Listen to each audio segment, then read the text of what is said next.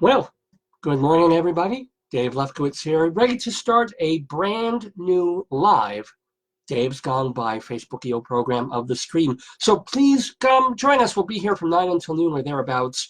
I'm just getting the material ready because it's going to start. Let me do it that way. So please, we got a terrific guest. We have a bit of music to play, but a lot more talky stuff, a little different show this week, but I like to keep it kind of different. So why don't we just, you know what? It's 9:01. Let's get her going on Dave's Gone By. Good morning, good morning, good morning. There goes the Daverhood. And there was much rejoicing. Didn't your meds kick in yet? We got David Lefkowitz here. He's a Long Island arts guy. He's got his own radio show. I want you all to really enjoy a wonderful program done by a fine artist. A glorious thing of unparalleled beauty.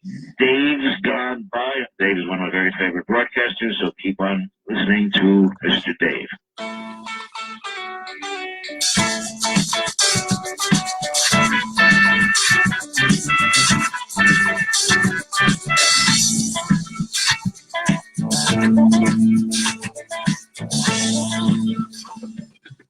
So tell all your Facebook friends, all your family, your enemies, we're here, and we're here live on Dave's Gone By.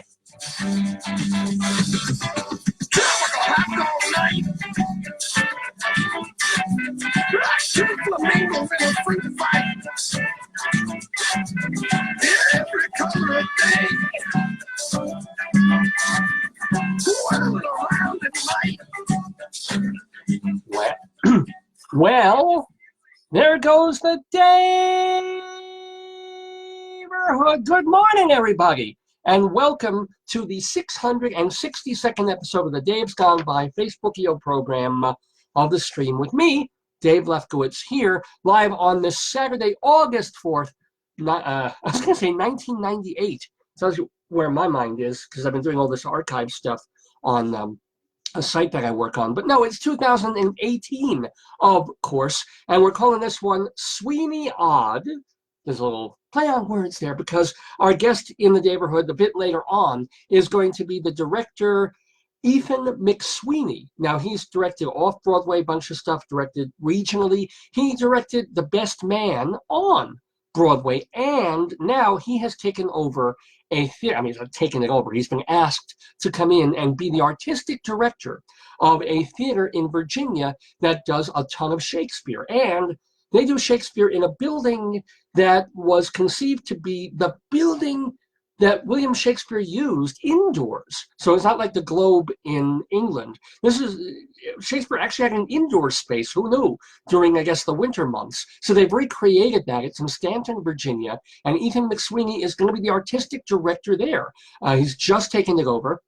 So he will be a guest on Dave's Gone By to talk about his directing prior to now and also what it takes to be an artistic director of a theater company and one that specializes in Shakespeare all the way now in 2018. And he will be interviewed, of course, by the one, the only, the Jewish Rabbi Sol Solomon. And if you know Rabbi Sol and you listen to our show every week or as often as you can, you know just what a special interviewer he can be. So he'll be with us. Not only that, Rabbi Sol will be doing his rabbinical reflection. He hasn't done that in a couple of months. I think not since our Tony Awards show.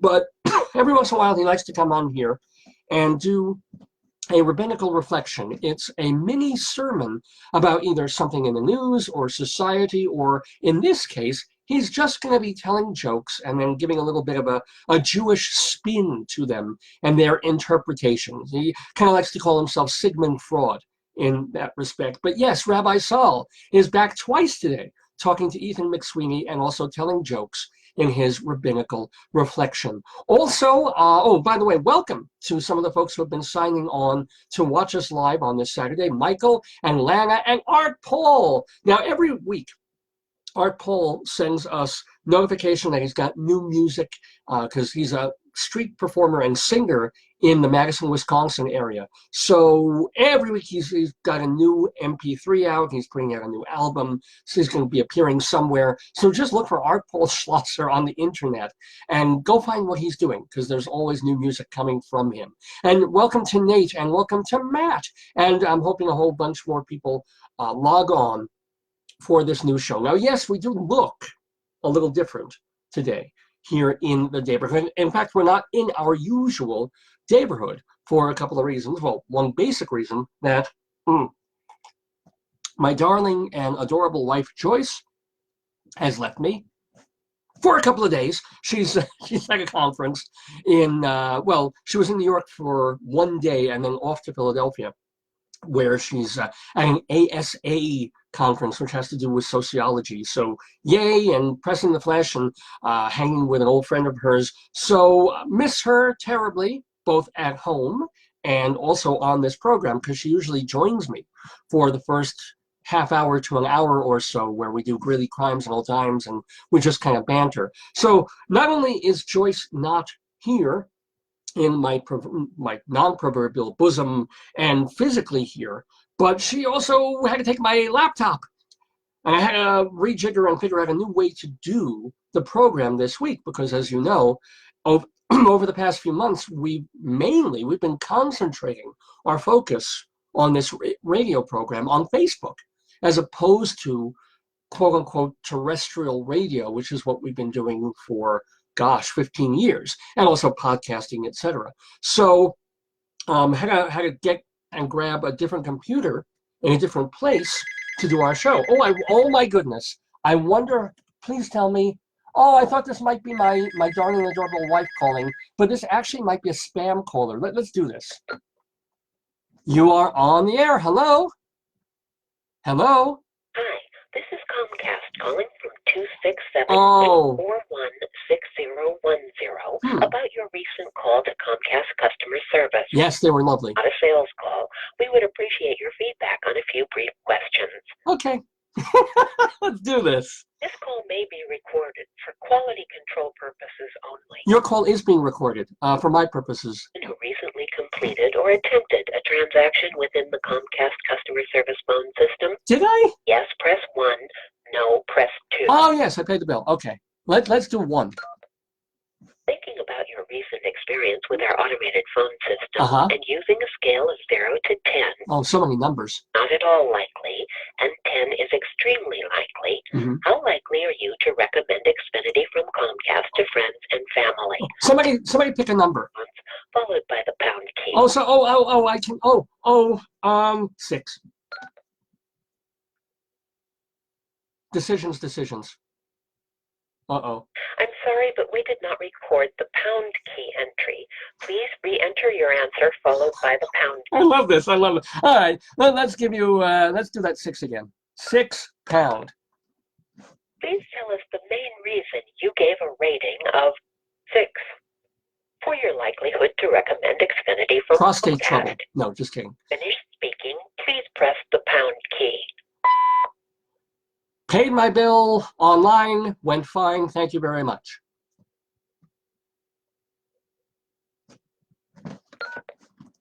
I hit the pound key every freaking time. Okay. Affect your overall likelihood to recommend Xfinity from Comcast. If it decreased a lot... Well, you call me on a Saturday morning during my show. How likely do you think I'm going to recommend you? Not change, press 3. Increased a little, press 4. Or increased a lot, press 5. Oh, it's 3 pound. There we go. By the way, welcome to Frank and Paul and Monique and Rick. Press 1. What? Otherwise, press 2 to continue. I'm going to say goodbye to you now. Wait, no, let's continue. Found comedy. The time to let us know what you think. We appreciate your feedback. All right, goodbye. Anyway, and here I thought it was my darling wife calling in, but she's actually physically walking around the conference in Philadelphia right now. So instead I get pre-recorded message, and I was so hoping it was the phone call that I get 2 or 3 times a day that is pure spam, that is completely, it's, your credit card is not in trouble. However, if you want to lower your rate and it's a complete fake call, they spoof the numbers on your phone if you ever get these.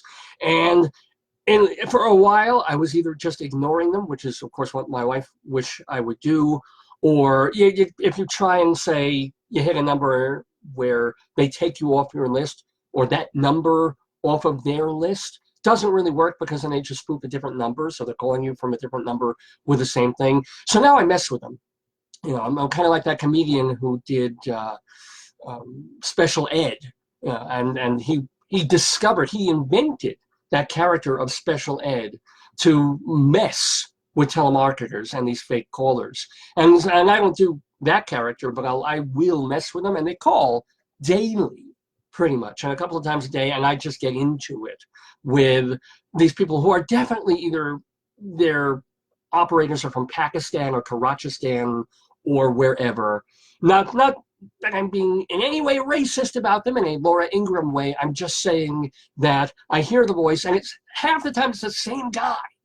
It's this one man in a boiler room somewhere in Uttar Pradesh who's picking up the phone and waiting for me to start to say, hi, yeah, I'm calling about the credit card stuff.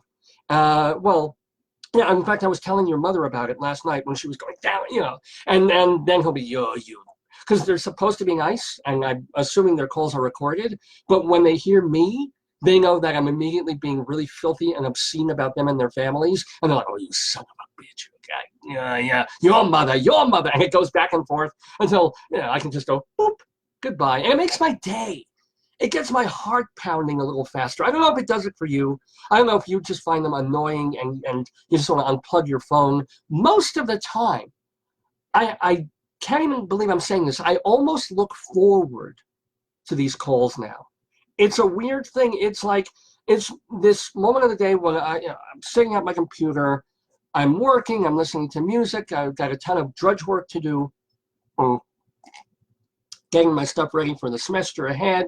And then I'm like, go up, have lunch, watch a little bit of a movie, work. And then the call comes. And is it from somebody offering me a job? No. Is it, you know, from an old friend saying hi? No. It's just a random dialed phone call of spam of some company that either wants to take over my computer and have me give them my Microsoft information so that they can go plunging into the depths of my files and find credit card numbers and such, or they just want to do some credit card fraud scheme on me. Either way, you know, I get them and my heart goes boom, boom, boom, boom. Like, and a lot of times it's funny. I want to be really sick funny, dark funny, say the most insulting, nasty thing in a funny way, and then my mind goes a little blank, and I end up reaching for more basic F you, I was doing this to your sister, etc. And I always feel a little disappointed when I don't get that zinger in, especially since in the months ago when I would do this, I say something terrible, they just hang up. Now they kind of wait for it, they come back at me. So I've got to have more than one line ready to attack these telemarketer people. I've got to, you know, I say, oh, you know, I saw your sister crushed by a bus last night, and I still fucked her. You know, it's like, oh, he didn't hang up. Yeah. I hear the Indian fellow on the other line. It's like, oh, yeah, I do that to your mother. And I don't know why that sounded Hispanic, but don't have the greatest facility with accents here. But then I've got to, it's back on me. And then it's like F you. And sometimes I'll turn up like really, really electronic Husker Du just to blast them and hang the phone. But why do we go there? Oh, because I got a phone call out of the blue. But that was legitimate. That's like, you know, you do anything with Comcast and 24 hours later they call you back and say, how did we do? And it's like, you did fine. Now leave me alone. But don't leave me alone. All these folks who are tuning in, Frank and Paul and Monique and Rick and Richard and Gregory and Art Paul and some of the folks I can't see who tuned in before. But it's so great to see you live on this Saturday, August. Did I say August 4th? I forgot to change the date on my paperwork. Oopsie. It is, of course, August 11th because we skipped last week. We were away last weekend in a little lovely part of Colorado that's essentially, for years it was called Pingree Park, and then they changed the name because the guy who founded it was like a slave owner or some terrible mountain man who ate his children or something. But I mean, it's still technically, everybody calls it Pingree Park, except the part that we were in was some acreage that is owned by our rival university, CSU, and it's called CSU Mountain Campus, and it really is. It's like, apparently UNC, which is the university that I work for and my wife works for, at least for the time being, they have like a cabin somewhere up near Estes Park, which is about 3 hours from here, an hour and a half or so from Fort Collins, which is a bit west and north of here. But so UNC years ago bought a cabin that they'll probably sell to tap into their $10 million deficit. CSU has, I think, like 1,600 acres up there. So they built cabins, and they've got school groups coming there, and it's just acres of pine trees and forestry and fun and beauty. You know, not that I'm trying to advertise a rival school, but for the second year in a row, my darling and adorable wife, Joyce, was asked up there to give not a lecture, but more of a sort of interactive talk to a group about aging gracefully. Not healthy aging, because that's a phrase she doesn't like and appreciate, but what it means to age and how we look at the positive side of what it means to get older, to be in your 50s, 60s, 80s, 90s, and so forth. And it's a group that is involved, that deals with aging, and older folks come to this, and they every once in a while do a trip. So this is the second year in a row in the late summer that they all go up to this beautiful mountain campus, quite literally, in a tip of near Estes Park called Pingree. And so we went up again this year, last weekend, last Saturday. So that's why Joyce and I weren't here. Had a fabulous time, even though this time we were there for only a little over a day. We were back and forth in about 25 hours up to the mountain and back.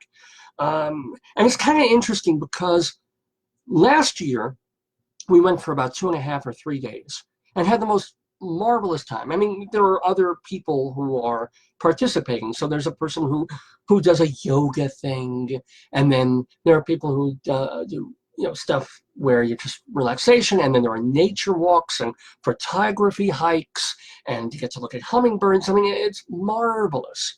And last year we had never done it before, and we were there for about 2.5, 3 days, and was great.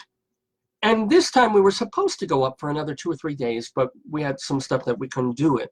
And I got to thinking, I'm not that much of a nature-ish person. And I really wonder, surrounded by, because it's mountains, about 8,000 feet up in the air, sky, gorgeous clouds and rocks and mountains and grass and these beautiful trees and these little flowers. I mean, it's Colorado, for gosh sakes. And I realized that if I had stayed again for 3 days, by the 2.5 day, I would be so bored off my ass.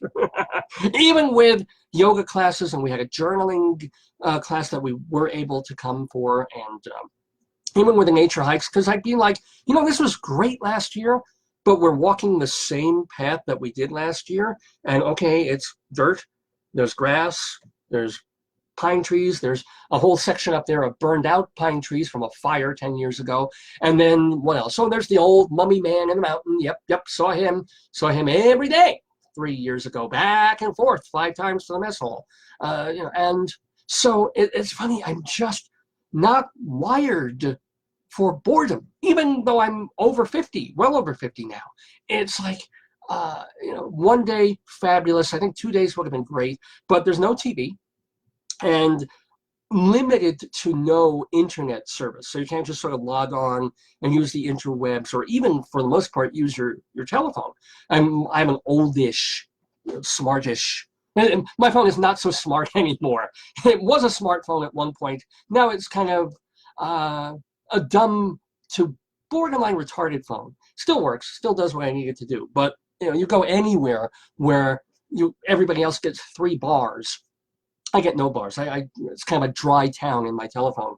So, it just occurred to me that as much as I was kind of disappointed that we didn't go for a longer stretch and relaxed and hiked all around and saw the same, and we saw the hummingbirds because they have a line, almost looks like a clothesline, with all these hummingbird feeders dangling from it.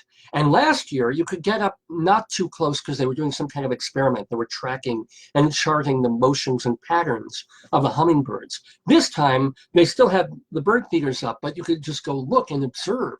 And the amazing thing about hummingbirds is that from not even that far away, but just a few feet further away, they look like insects. That's the way they move.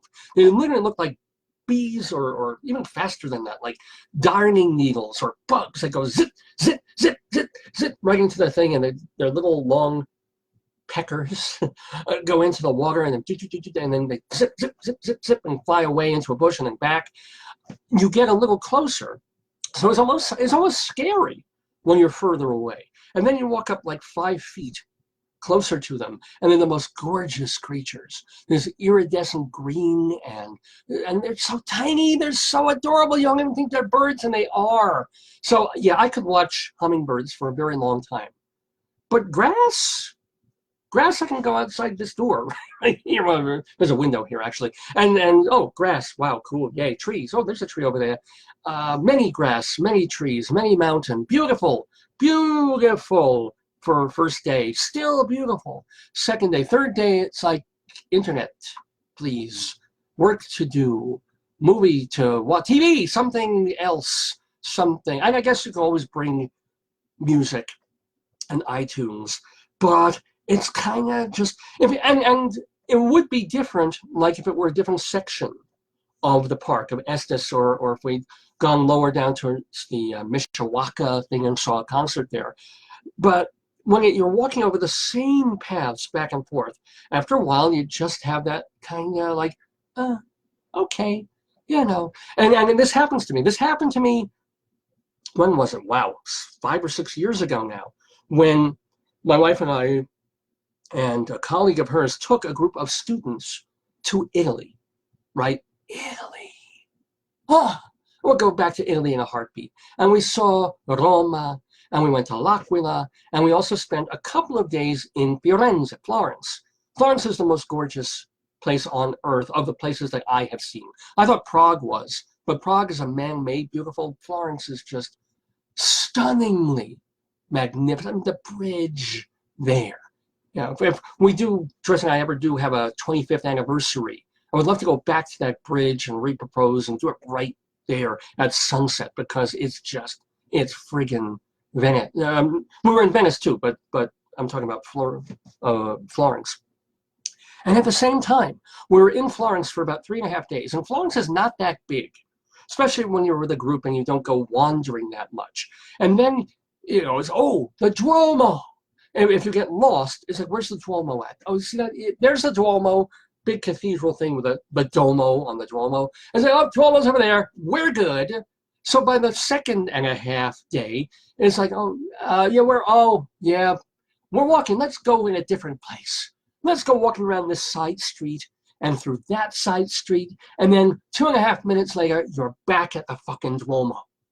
I don't know how Florence does that, but after, as gorgeous as it was, even then, after 3 days, I was like, the Duomo. I don't need to see the Duomo again. And I got distracted by,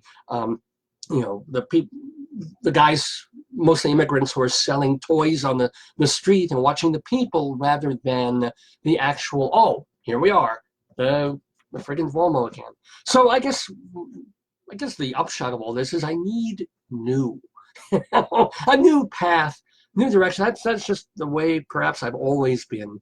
It explains my lack of patience in so many things, kind of explains my personality in a lot of ways. And yet, when I'm working, I don't necessarily mind repetition. I put out a journal 21 times a year.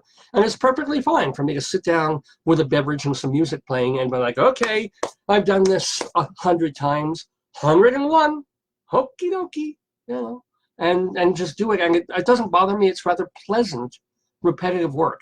And yet for my free time, for my playtime, as it were, I don't know. You could literally take me to Mount Rushmore and then, you know, at Mount Rushmore, bring in the living ghosts of like Charlie Chaplin, George Washington, Moses, and while that's happening, play like my favorite music in the world, and bring in a Technicolor sunset in neon, and I'd be like, holy crap. And then if the same thing happened the next day, and I was like, oh, there's Chaplin again. Well, no, I had a great conversation with him yesterday, but what do I have to talk to him about? He's dead. His last movie was 80 years ago. Okay. Oh, and Moses, yeah. Well, I know, I haven't been obeying every single commandment. He's going to get me on that. And that sunset again, I need glasses. That's me. I don't know if it's you, ladies and gentlemen, but that's me, Dave Lefkowitz, here doing Dave's Gone By live on this Saturday, August 11th, 2018. Welcome, by the way, to Brenda and Eileen and Carla and Joe and Howard and John and Karen from my old library, and who else? I can scroll. Oh, on this computer, I can scroll up a little bit. Rick and Richard and Gregory and James and Matt and Art and, oh my goodness. Welcome one, welcome all to the Sweeney Odd edition of the Dave's Gone By Facebookio program of the stream, featuring me, Dave Lefkowitz. So what else happened this week? Since we're not, the one thing is, and I know so many of you tune in to hear me bantering with my darling and adorable wife, Joyce, who is, as I said, away at the conference and doing Greeley Crimes and Old Times. Unfortunately, well, not fortunately, in deference to her, I've gotten so used to doing that segment with her that I really don't want to do it this week without her. So we're going to table Greeley Crimes and Old Times until next. I know. You're sad. Here's a hanky. Dry your tears. That's it. Dry. And oh man, you fella, you should shake at the urinal after you. Okay. But anyway, so we're not doing that this week, but we got other stuff to do. Remember, we got Ethan McSweeny talking to Rabbi Sol a little later in the show. We will have the return of Dave's Big Dick Sherry. Yeah, it's not that kind of show.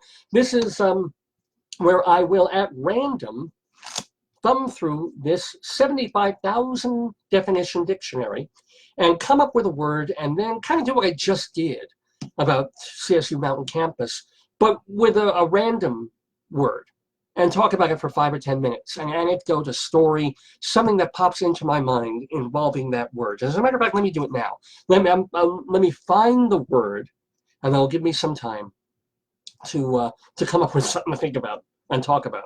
So here we go. There's no trickery here. There's nothing pre-planned. Oh, I love that. Don't you love that sound of a book? Listen. Ah, sounds like a hummingbird, doesn't it? Okay, I'm ready, and I'm going to point my finger wherever my finger lands. That is the word that I will do on Dave's Big Dictionary. First time this ever happened. I didn't know they had this. I've actually opened and put my finger on, maybe I can do this, but this is literally purely at random. Out of a book that is, how many pages long is this? It's about 930 something pages of this dictionary. My finger literally lands on a chart, the periodic table of elements. There it is right there, the periodic table. Huh. I'm going to go for it. I'm going to do that. Okay, so that will be the Dave's Big Dictionary word. It's a phrase, I guess. Periodic table. Let me see if they've got any. This isn't the most recent dictionary. I'm going to need my glasses actually to see it. And I don't have them. Oh, yeah, I do. Hold on. This is Dave getting old now. Here we go. The last one, by the way, is number 103, LR. I'm assuming that's something called Lorium. No idea. No idea. Number 1 is still helium. So after all these years, I don't know how helium does it, but it's still number 1 with a bullet. Helium, number 1 on the periodic table. Maybe there's some other, there's Thesium, and that's been number 2 for a long time. Okay, so anyway, periodic table will be on Dave's Big Dictionary today. We'll also go inside Broadway. Notice as I turn here for news of the Rialto. And we'll talk about the theater. A lot of theater news to talk about this week. We'll have our Colorado Limerick of the Damned that we do every week. This is a cool thing. Since I was talking about going to different places in Colorado, we've been doing a filthy, obscene, dirty limerick every week, each one based on a city or town in Colorado. And this particular episode will feature the town of Bethune. Bethune, which has, at least at the last census count in 2000, only 225 people in it. Probably, since we've had such a boom in Colorado, I'm guessing in the past 18 years, it's reached at least 230. So our Colorado Limerick of the Damned will honor Bethune later in the program. I'm sorry, I've still got this morning throat. Oh, and Rabbi Sol, I mentioned him, reminding you that he will be doing a rabbinical reflection featuring some jokes. Rabbi Sol is going to tell some jokes, and he will give their, as I said, it's not so much Sigmund Freud, it's more a Sigmund Freud interpretation to them in a very Jewish way, as Rabbi Sol does. And, oh, how could I forget? We will have, and that's why this is such a special episode, not just because we'll have Ethan McSweeny here, but because we will be reading once more from A Cow for Hansel. Yes, ladies and gentlemen, not only that, this is it. This is the last chapter. Oh, somebody just gave me, Tony, who watches the show every week, and it's great to see you, Tony. He doesn't give a thumbs up for our great guest. He doesn't give a thumbs up for me or for talking about Broadway or Colorado, but I mentioned A Cow for Hansel. And Tony's like, yes, yes. Well, the good news and bad news, Tony, is that we're up to the last chapter. This is it. This is the final. And look what it's called. Not to give anything away, but it's called The Beautiful Cow. I think, I could be wrong now, but I don't think so. He gets his cow. Hansel gets his bovine. So, ladies and gentlemen, the exciting finale of A Cow for Hansel coming up on Dave's Gone By. If that isn't reason enough to keep tuned in today, Saturday, August 11th, 2018, I don't know what is. So all of that happening on Dave's Gone By. What else did I want to? Oh, I still even have some more stuff to talk about before we get to Inside Broadway. So first of all, as I was complaining about, it's just been a horrible summer. Now, not tragic, thank God, at least to this point. There's still a month to go in actual summertime. But no, knock wood, cross fingers, whatever you do, no deaths. But boy, oh boy, just week after week, negative things happening this summer. I had a bad back issue. Joyce had a brief health issue. What else? Let's see. Magazine that I've been writing for 12 years decided to pull the plug. Not on me, but on the whole magazine. What else happened? There are a couple of things. I want to get into some school stuff. And another big one was just a couple of months ago, we were out at Target shopping. We parked in the parking lot, and this being Colorado, there were a couple of rain clouds in the air. We're in Target, and I talked about this, and suddenly it sounds like bowling balls hitting the roof of Target. We come out, and we realize, that it wasn't a rainstorm, it wasn't a big old downpour. We had hail, and our car was sitting right in the middle of the parking lot, totally unprotected, and it was just literally ground zero for hail. Little ping pong ball sized, and even a little bigger than that, not quite baseball. But you got ping pong balls falling from the sky at a rapid rate in the middle of like friggin' it was like the first or second day of summer that this happened, that we got hail in Colorado, right here in Greeley. We came out to the car, and at first we thought, oh wow, the rain makes it look like our hood and our top are all bumpy. That's what rain can do. And then we see the divots, divot after divot after divot after divot, and we're like, oh my God. We've been here 9 years. We've had hailstorms. We never had the car out. It never affected us. There we go. And we figure, hey, the car's going to be fine. I mean, it runs perfectly. It was not affected in its mechanisms by this storm. It's just the hood's all bumpy. The bumps and dings on the top and on a little bit on the sides. But our provider Geico says no, we call that a total loss, and we can either write you a check for this amount and you put it towards a new car, and as if a new car costs $7,000, or you can keep the car and take this amount. And we're like, we'll keep the car and take this amount because we hope to put another 100,000 miles. We don't have 100,000 miles on the car. I don't do that much driving. I'm from New York. So that on some level was the good news, and hopefully by November, December, we'll fix at least the hood of the car so it looks a little more presentable, because the hood is the worst part. And we have who knows? Subarus are so wonderful in so many ways, but if you get a lighter colored Subaru, it not only takes hail damage worse, but looks like it takes hail damage worse. Go figure. So maybe around November and December, there'll be more material to fix cars, and we'll be able to pull an old Subaru hood, have it painted and something, and spend $1,000 to $1,500 to make it look a little bit more presentable out of the $5.5 grand they gave us, to say, hey, oops, you're not going to be able to really resell your car for anything, but you can still drive it. Why don't you still drive it? Here's some money. Fine. Thank you, Geico. Made me kind of wonder about that other provider when they say, oh, yeah, we'll replace the value of your new car. Really? Yeah? Going to make $25,000 for a new Subaru? Really? Who knows?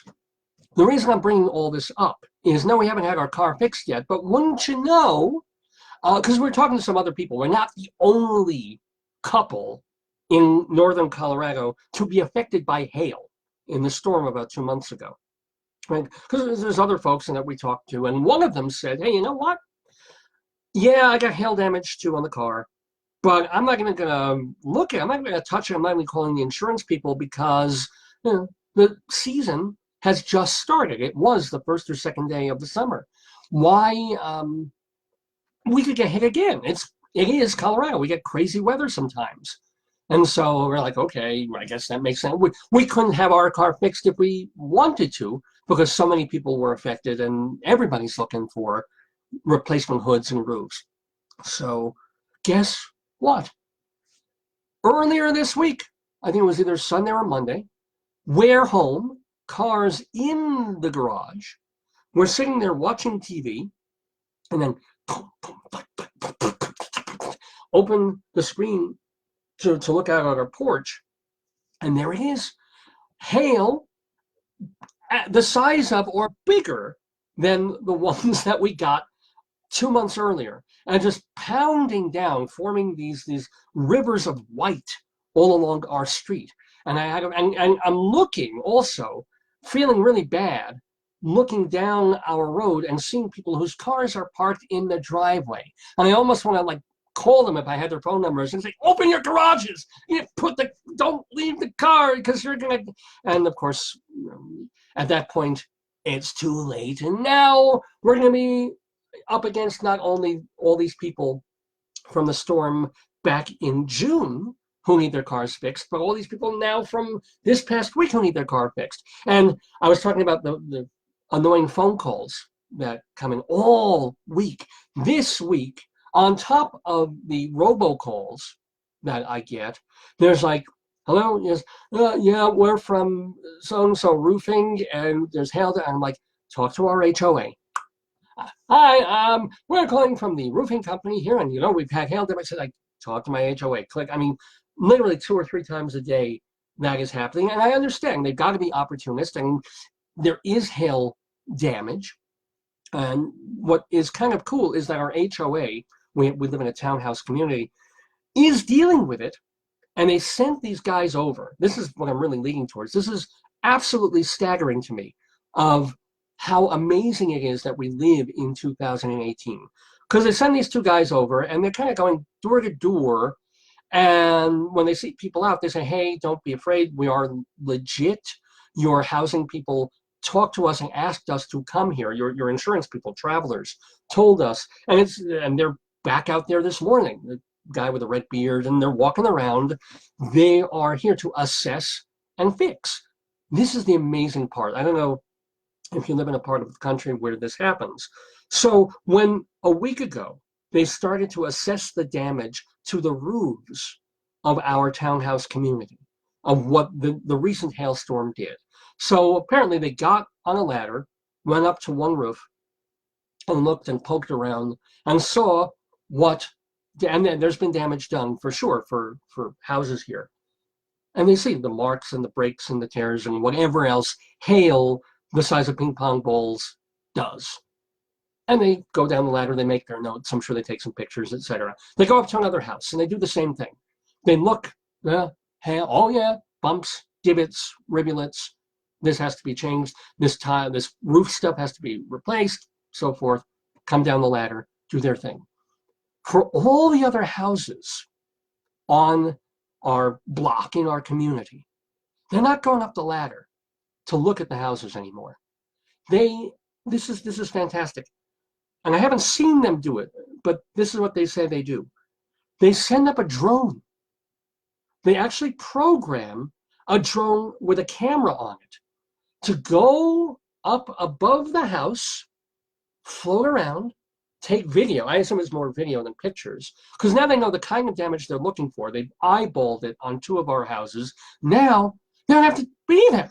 They just have to kind of be like, up we go, click, click, click, click, and report the damage back via drone. I think maybe it's me, but I think that's the most amazing, wonderful, a little bit scary, a little bit 1984, a little bit like, if I had a drone and there's a cute girl in the shower a few houses down, I'd be like, yeah, roof damage. I'm here for roof damage. But no, it's pretty amazing that this is just a thing, that they do this, that this was inconceivable, or as Wallace Shawn would put it, inconceivable 5 years ago. Or maybe, well, they conceived it 5 years ago, 10 years ago. This idea of, oh yeah, no, a guy could get up there just to poke around with a flashlight and look. And it's like, send up this little airplane. I mean, it's the satellite idea made local, and they're doing it. And it isn't being done by Elon Musk. It's being done by your local insurance and roofing people. Fabulous. I don't know. I would love to hear some thoughts on this. I would love to, if you want to chime in, or all these folks folks who have tuned in, like David and my friend Fred from Friendly. Happy birthday, Fred, by the way. Fred and Lou and Joseph and Warhol and Chauncey. Oh, it's so good. I'm seeing all, now that we're heading towards fall, I'm seeing a lot more of the so-called regulars, my beloved Daverhoodlums, coming back. So welcome to all of you, of course. Forgive the morning frog throat. But I don't know, do you feel creepy about that? Do you see maybe in 10 years, we won't need window washers anymore? They'll be able to send up like a drone with a rag and a squeegee. I mean, no, seriously, imagine if you could design a drone with mechanical extended arms that has a mop in its hand, a little soap on it, and just goes, and your window's done. because the windows in our living room, which is upstairs, haven't been washed in a year and a half. And I'm not going to get up there. I'm not going to risk my sacroiliac and other parts of my being to have a cleaner window. Wouldn't it be fantastic? Why is this not necessarily possible? Why can't Donald Trump's Space Force work on window washing? That'd be a start, right? Instead of getting people up to Mars or Venus or putting things in Uranus, why not start small? Take the drones and make them really day-to-day useful. Wash the windows on big buildings, you know?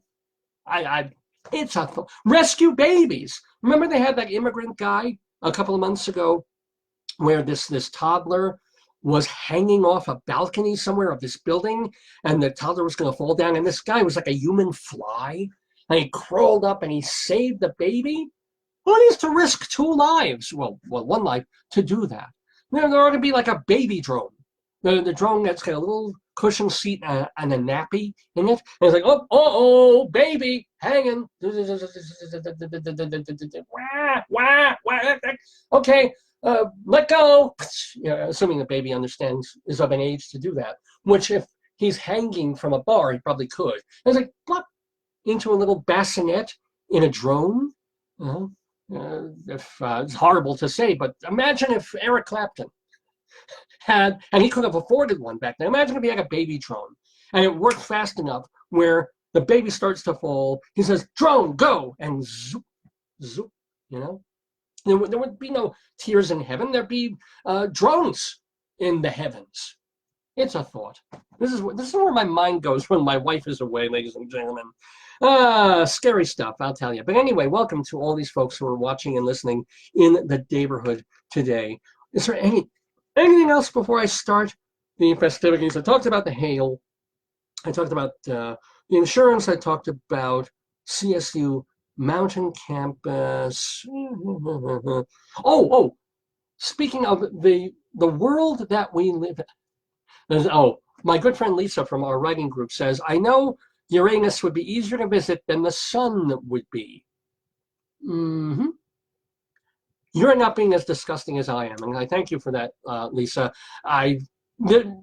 The only person I want visiting Uranus is my doctor. But anywho, this is the other really incredibly cool thing that I forgot to mention about CSU Mountain Campus, and it ties in with, oh gosh, we live in a world of drones and great inventions. They were handing these out to all the participants and the people who were coming to this special lecture and yoga, meditation, journaling, seminar thing. Retreat. It's a retreat, basically. Check this out. Actually, I'm holding it upside down, sort of. Or not, because this is fantastic. I'm sorry, let me just have another beverage. Behold, ladies and gentlemen, this is the greatest thing ever. This is a combination pen and back scratcher. Pen, back scratcher. They didn't have this in 1940. They didn't have, or if they did, it was probably yay big. So as you know, you have to go up here, and then if you're writing. But look, and the beautiful part, the genius part, the part that would have gotten this on like $1 million on that show, The Shark Tank. If you want to scratch your back. Look, behold, the wonders of American civilization. Well, probably Chinese, actually, or Taiwanese. But it lengthens, it extends like an umbrella. And then you can just go, ooh, get all the way in the places that you need, front and back. And then if you want to write, down it goes, and behold, it's a pen. If Alexander Hamilton had one of these, or not even, who's the guy, who's the big signature guy? Because Hamilton's on everybody's brain because of Broadway, but who's, what is it? John Hancock. John Hancock, imagine, it's miserable, it's 90 degrees, hot as hell in Philadelphia when they're signing the Declaration, and he's like, he's got the powdered wig and the powder is going down his thing and it's all caked on and he's uncomfortable. Imagine if, John I just said his name, it went out of my head. And it's killing the joke. John Hancock. Imagine John Hancock. It's like, well, oh, hold on, gentlemen. One moment, please. Oh, that was so much better. Yes. Oh, just get the spot. Now what? Oh, yes. Oh, I was going to sign very tiny, but I feel so good now. John Hancock. Anybody want to buy some insurance? So, what a wonderful world, to quote Rufus Wainwright, what a world we live in that creates this. Oh boy, oh boy. So I was so happy to get that from CSU Mountain Campus. Didn't see a lot of animals there. I didn't mention this. We the year before, we saw a couple of deer, really beautiful. We did see little pikas and little ground squirrel, chipmunky type things, and those are always fun to watch darting around. Happily, we did not see a bear. We were told that a bear had come up the day before and ripped out a screen on one of the buildings. I think that, I don't know, that seems like more of a folk tale rumory thing, because if a bear had come up that close to camp sometime after midnight and started destroying things, I think there would have been a bit more panic and a lot more people going away from this retreat and from these lodgings. But they did say, oh, yeah, no, he was poking around, and you keep your windows closed at night, and you don't keep food in your room, and because they do get bears up there. And when the bears are hungry and they're less, of course, they're being squeezed out of their forestry and they're less afraid of humans. Anyway, we didn't see one. Didn't really want to see one, quite honestly. So, and finally, last thing, again, an amazing time we live in. A time, as I said, of Space Force or no Space Force, but of drones that check your roofs for damage.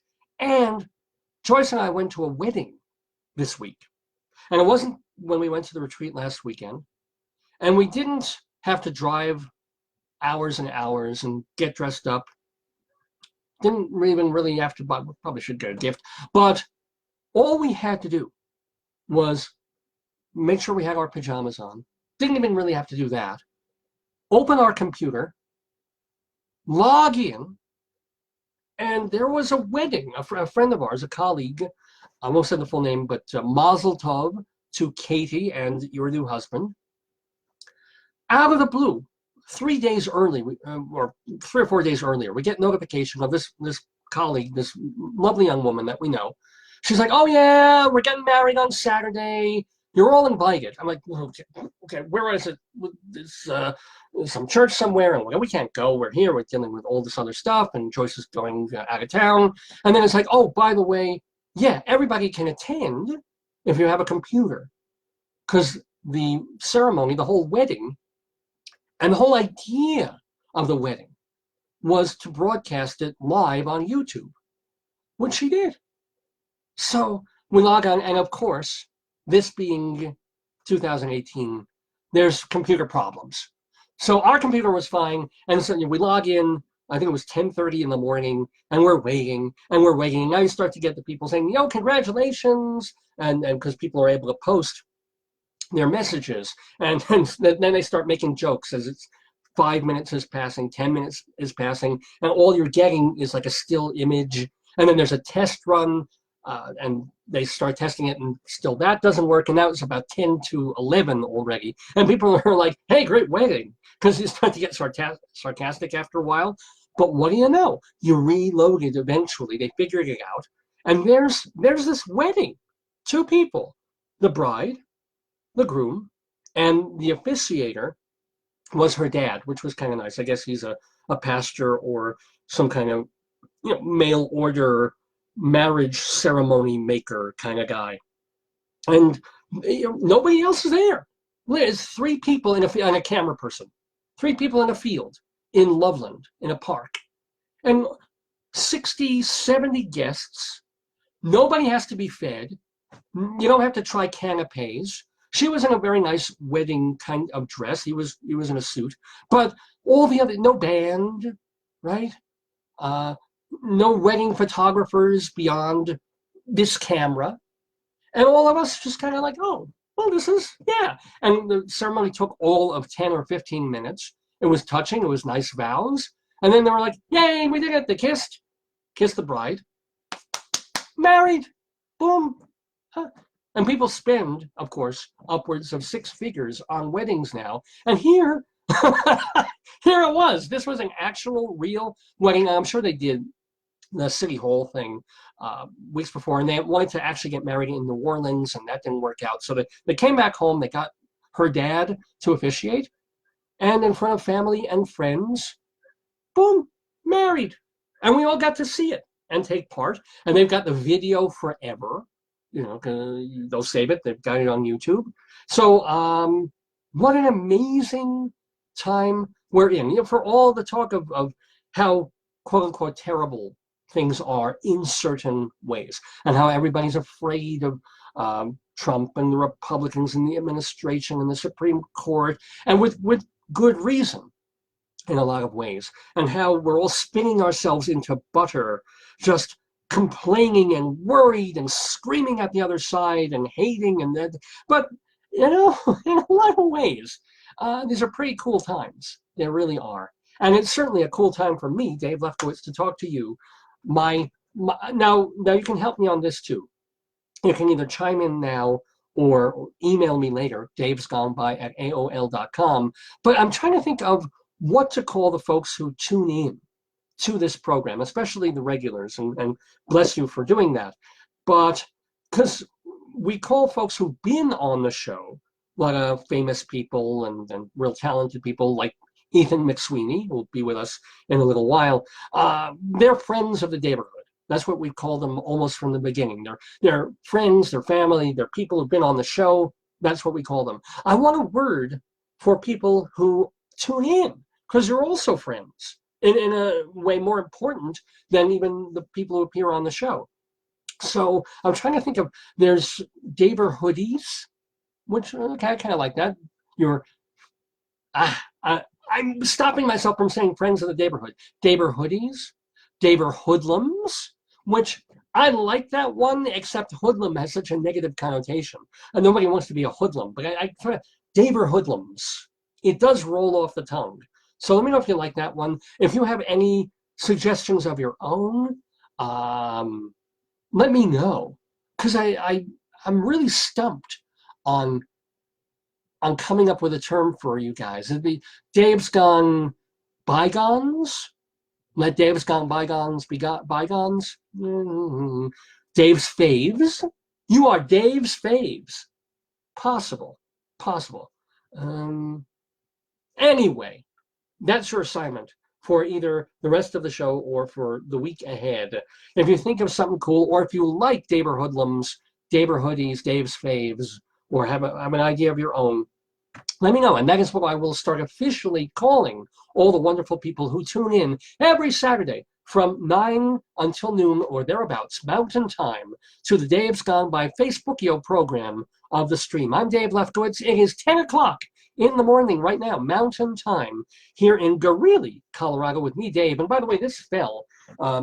As I said, we're doing this episode a little differently than usual. Whoopee! That's what it's supposed to look like. Let's pull it back. Because my wife has my computer on her trip, so I'm doing it from actually a different location than my usual office at UNC. Oh, Lisa says denizens of the Daverhood. Denizens of the Daverhood. I like the alliteration. It's a little longish. Davizens. Keep at it. But if other people like denizens of the Daverhood, I'm willing to go there. But anyway, so this is, by the way, the floaty whoopee cushion that we got for our pool that we've used a few times this season. And not my pool. Our community has a townhouse pool. But anyway, is that cool? This is the whoopee cushion float. And it gives us a little more visual instead of this blank wall behind me. I hope you like it. Anyway, what are we doing on Dave's Gone By in case you more recently tuned in? Well, don't forget, Rabbi Sol Solomon talking to director Ethan McSweeny coming up. He'll be taking over a Shakespeare theater in Stanton, Virginia, or he already has. He's just getting his feet wet and planning his first season. Rabbi Sol will be talking to him. Also, Rabbi Sol will have a rabbinical reflection of jokes and their interpretations, or in his case, misinterpretations. We will have Dave's Big Dictionary, all about the periodic table. What else? What else? We'll have StoryTime, the finale of A Cow for Hansel. That about does it, except, of course, for our weekly visit to Broadway, because, you know, I've been a theater critic for almost 30 years now, a theater journalist, an actor, a director, a playwright, a theater educator. I've done it all, right? Not for a lot of money, not for any kind of fame, but at least I've done it. And so I do love the theater. I love talking about the theater, and that is why, as I scroll through my iTunes on this computer, come on, where's my intro? That's why I like to go every week. Where are you? Here it is. Inside Broadway.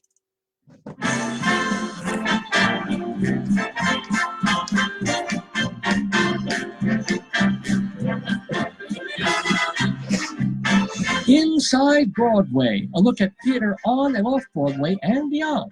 Brought to you by Total Theater and Performing Arts Insider. Curtain going up. That's that curtain going up.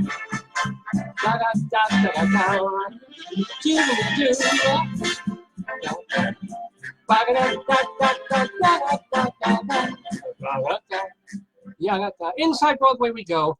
And I know, you know, some people love this segment. Other people are like, oh no, he's talking about theater again endlessly. For me, it's important. For me, it's the way so many TV shows and so many commercials say, oh, these are the people appearing in movies now. This movie's opening in 5 weeks. You should get ready now. And they talk about that, or they talk about music, and Kanye West is everywhere. But Broadway and the theater is as important to me. So I love sharing it with you. And I love sharing some really cool information, especially if you happen to be in New York or visiting New York. News came out about a week ago that the tickets booth at Lincoln Center, not the one over on 47th Street in Times Square, but the TKTS booth, the place where you get discount tickets to all the Broadway and some of the off-Broadway shows, they're changing their display. And what they're going to do up at the Lincoln Center booth, and again, you can go to the Lincoln Center booth and buy discount tickets to Broadway shows, not just the ones they're doing at the Vivian Beaumont Theater or their off-Broadway Lincoln Center House, but it's for all of the rest of the Broadway district, which happens to be 20 blocks lower down. Anyway, now their booth is going to display the actual prices that you'll be paying. So you can look at the board before you get up to the front of the line. You can, instead of just saying, oh, 35% discount, and trying to think, well, what seating level is it, and how much is a regular ticket? And okay, it's 35% off, but how? And you know, with Broadway ticket prices, what they are, let's say it's 30% off of a $100 ticket, you're still paying $70 plus fees. That's not chump change. It's not like when I was a kid in college starting to go to Broadway all the time, and I just, you know, I told the story before, jump on the subway from NYU after my physics class and reward myself by having a very quick lunch and then jumping on the tickets line and seeing what was there, and you know, I pay $14, right, or $18 to see a show on Broadway. And so whatever, it was a discount. It was half the price. It was fun. Great, sure. You know, now a regular price ticket to a show could be $150. So if you get 30% off, you're still paying 3 figures for that ticket. So isn't it nice, and isn't it about time that at least this one of the tickets booths is saying, okay, we're not going to play games anymore. We know ticket prices are insane. Therefore, if you come up to Lincoln Center and you want to buy Broadway tickets, you look at that board, you will see the actual price you pay, including all the fees, including the so-called restoration theater price. This is what it is. I think that's just, you know, let the consumer know. And if the experiment works, they will do it at all the other booths. There's one still, I think, down by the World Trade Center, and of course they certainly have the one in Midtown. I just hope it doesn't scare people off. I hope that it isn't that fewer people buy tickets because they suddenly realize before they step up to the booth and have their wallets ready, and now there's people behind them, and there's a time crunch because they want to get to the theater, and suddenly the guy says $88. And it's like, $88? All right, okay, blah, blah, blah. You know, or else the guy says, well, step aside if you don't want to buy. There's people waiting. Now they can look at the booth and go, huh, $88. No, I don't want to see it that bad. There's this other show I'm interested in. No, that's $60. I'll do that. Yeah, and they can make that decision in more of a calm state of mind, as it were. So yay to TKTS. And what's kind of funny and kind of interesting is, and is this a shock? There has been in the tickets booth in Midtown a full price window. So yeah, everybody stands online and they wait for, not always a couple of hours, but they wait a while to get discount tickets to the Broadway show that they hope to see. But there is one window there where you can just buy a full price Broadway ticket to shows. I guess if you're in a time crunch and you don't want to first wait on the line at the box office in the actual theater, or you're worried it might be sold out, you can see it at TKTS and buy it there. But you're buying a full price $50 for balcony, $100, $200 ticket. Weirdly enough, that hasn't been doing a whole hell of a lot of business, and they're closing it. They're getting rid of the full price ticket booth in the TKTS booth. Not a big shock there. But anyway, I love this idea of the booth in Lincoln Center, and I hope people will take advantage of it. And I hope maybe even that producers will see that and say, hey, you know, our show, unlike some of the other Broadway shows that are at 101% capacity, 90% capacity, our show's in the 40 to 50% capacity. Maybe, okay, I know it's supposed to be 50 or 30% discounts. What about we just put up a number up there and the tickets are going to go unsold anyway? $35. Think about it. Think about it, producers. All these people standing online, thinking of what they want to see. And yeah, maybe some of them want to, if they're lucky enough, grab a fast, quick discount ticket to Book of Mormon on a day it happens not to be sold out, or they just get lucky that way. But others are like, hey, we're in town, let's see a Broadway show, a musical. And then they see, well, this is $80 and this is, but oh, I've read that show might be pretty good and it's only $35. I'm in, right? Why not? Just a thought. Anywho, let's see, want to let you know that I'm mad as hell and I'm not going to take it anymore.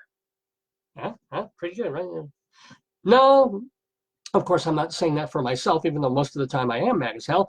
But that's a part of a speech by Howard Beale, if you all remember the movie Network back from the 1970s with Faye Dunaway, the Patty Chayefsky story of a news anchor on TV, played by Peter Finch back in the day, who loses it. You know, he's about to be fired, he's being aged out, and he's just like, you know, I want you to go to your windows. I want you to say I'm mad as hell and I'm not going to take it anymore. And what happens is it becomes a meme, a catchphrase. It rescues his career, makes him something of a prophet in a way, not to mention a TV star. And then it affects the fate of all these people working at the TV network. It was a dark satire, very popular in its time, very, very much of the moment. Well, Network is now going to be a Broadway play. It is going to be adapted by, Lee. Oh, I'm so sorry. I missed the first name on that. I better check my Performing Arts Insider. Let's see. Oh, it won't be in there yet because they just announced it this week. Duh. But hey, soon it'll be in this magazine. Just saying. Anyway, it's being, Patty Chayefsky's screenplay is being adapted for the theater. And it's going to be directed by the very popular, very controversial wunderkind Ivo Van Hove. He did that rather controversial Crucible about 2 years ago, and is known for doing very minimalist but very kinetic spins on classic theater, like Streetcar Named Desire, etc. So Van Hove will be directing Network, and it's going to open in February at the Court Theater on Broadway. I mean, this has been in the pipeline for a while, but they made it official this week, and official that the star is Bryan Cranston, of course, from Breaking Bad and a terrific LBJ show from a couple of years ago, All the Way. What else can I tell you about it? Yeah, so a new Broadway show coming called Network with Bryan Cranston as Howard Beale. Certainly a performance, I'm sure, to watch. Now, another show that is absolutely now almost 100% certain for Broadway, not this season, but almost surely next, is going to be the musical Moulin Rouge. It's John Logan, the guy who wrote the play Red. He's adapting Baz Luhrmann's 2001 film with Alex Timbers directing, and it's a simple plot. It's a young poet who falls for an actress who's way above his class and station in life. And the point of it is, and the point of Luhrmann's film had to do with putting all these modern pop songs into this, I guess it would be 19th century Moulin Rouge Paris milieu. And it was a very popular cult film. Well, the show, the musical version now, tried out at Boston's Emerson Colonial Theater and opened this past week. They sent the New York Times to do a review of the show out of town. The co-chief critic of the New York Times, Ben Brantley, saw it and absolutely raved about it. He said it's a smart, shameless, extravagantly entertaining show. Even if you've seen the movie, you'll probably still be surprised by the triumphant ways in which recent pop standards have been reclaimed for the stage. So this is, with that review, and with a lot of good word of mouth among audiences, they haven't been there yet, but they're like probably this close. So invariably in 2019, Moulin Rouge will come to Broadway. So you will be able to hear songs like Roxanne, Lady Marmalade, Bad Romance, and Like a Virgin. Yeah, so jukebox musical to the nth degree, probably, almost certainly coming to Broadway in a year or so from now. Now, a show whose songs, at least at the time, went into every jukebox. I mean, this was pre-jukebox era, but songs that went into the cultural vernacular and have stayed there since then. A musical called Carousel is sadly going to be leaving Broadway in just a month. They announced this week that on September 16th, Carousel, the Broadway revival with Joshua Henry playing Billy Bigelow and Jessie Mueller as Julie Jordan with Renee Fleming, she does You'll Never Walk Alone, will be closing on Broadway. And I think the problem for Carousel this year was a couple of things. First of all, it went up against My Fair Lady. And even though people assumed that Carousel would have a bit more interest in My Fair Lady, which is done everywhere all the time, although it's been about 25 years since the last Broadway My Fair Lady, this one had somehow more of the zeitgeist to it. Maybe because it was the Me Too era and it was a strong woman versus Julie Jordan, who is in some ways more suppressed and weaker. Maybe My Fair Lady's tunes were a bit more popular in the popular currency. Maybe because it just got, on some level, the better and more interesting reviews. There was something a little bit fresh about this My Fair Lady, whether you liked it or not, whereas the Carousel felt a little more standard, especially compared to the Carousel that Lincoln Center did 2 decades ago, that really just, that was a revitalizing version of this great, great Rodgers and Hammerstein musical. I saw this Carousel, I liked it, but then again, I love Carousel. I thought Joshua Henry has a voice like, wow. I don't think he and Jessie Mueller had a lot of physical or emotional chemistry together, and I do think that hurt. The staging was a little dark because it's a dark musical, but not terribly interesting visually, which also hurt a little bit. But I do recommend it. It's friggin' Carousel, and very often it's sung beautifully. So if you get a chance, go see Carousel on Broadway. You have another 5 weeks to do it. And then, speaking of a show, now this is why Broadway and musicals are horse races and a roll of the dice. And no matter how many years you have watching theater and reviewing theater and studying theater history, old and new, it's always like you figure you think you know something and you know nothing at all. Well, this opening, I should say, opening this week on Thursday night, a new Broadway musical. And the musical is Pretty Woman. Yup, it's based on the movie. This one has a score by the pop composer Bryan Adams, co-writing with Jim Vallance.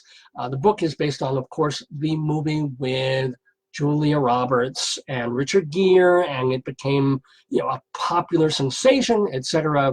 You know the story, right? The call girl meets a rich client, etc.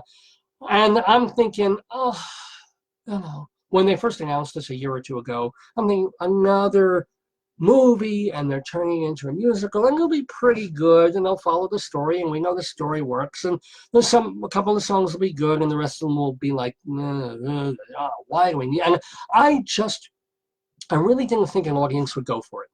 I really thought, like, it doesn't have a real name star in the Broadway version, so who's gonna really be that interested in a musicalization of Pretty Woman? Because again, what is every musical now, from high society, high society and high fidelity to, the Band's Visit on one level, which is wonderful, but also based on a movie, to Saturday Night Fever. If there's a movie that had any kind of either cult status, Hairspray, to big popular success, some people are going to get together, some movie studio is going to put money in it to try and make it a Broadway musical and make it go. So I thought, Pretty Women, well, what do you know? The show has been making already $1 million a week. Is in previews. That's quite amazing. The reviews have not come out. It's going to open on Thursday, and the reviews will come out on Friday. And even before the reviews, it may end up being review-proof. People are digging it. They're coming to see it. Whether they're loving it, I don't know, but obviously word of mouth has to be pretty good for Pretty Woman. People want to see this story. And, of course, a huge chunk of the Broadway audience is women-driven and young women-driven. So maybe that's the reason.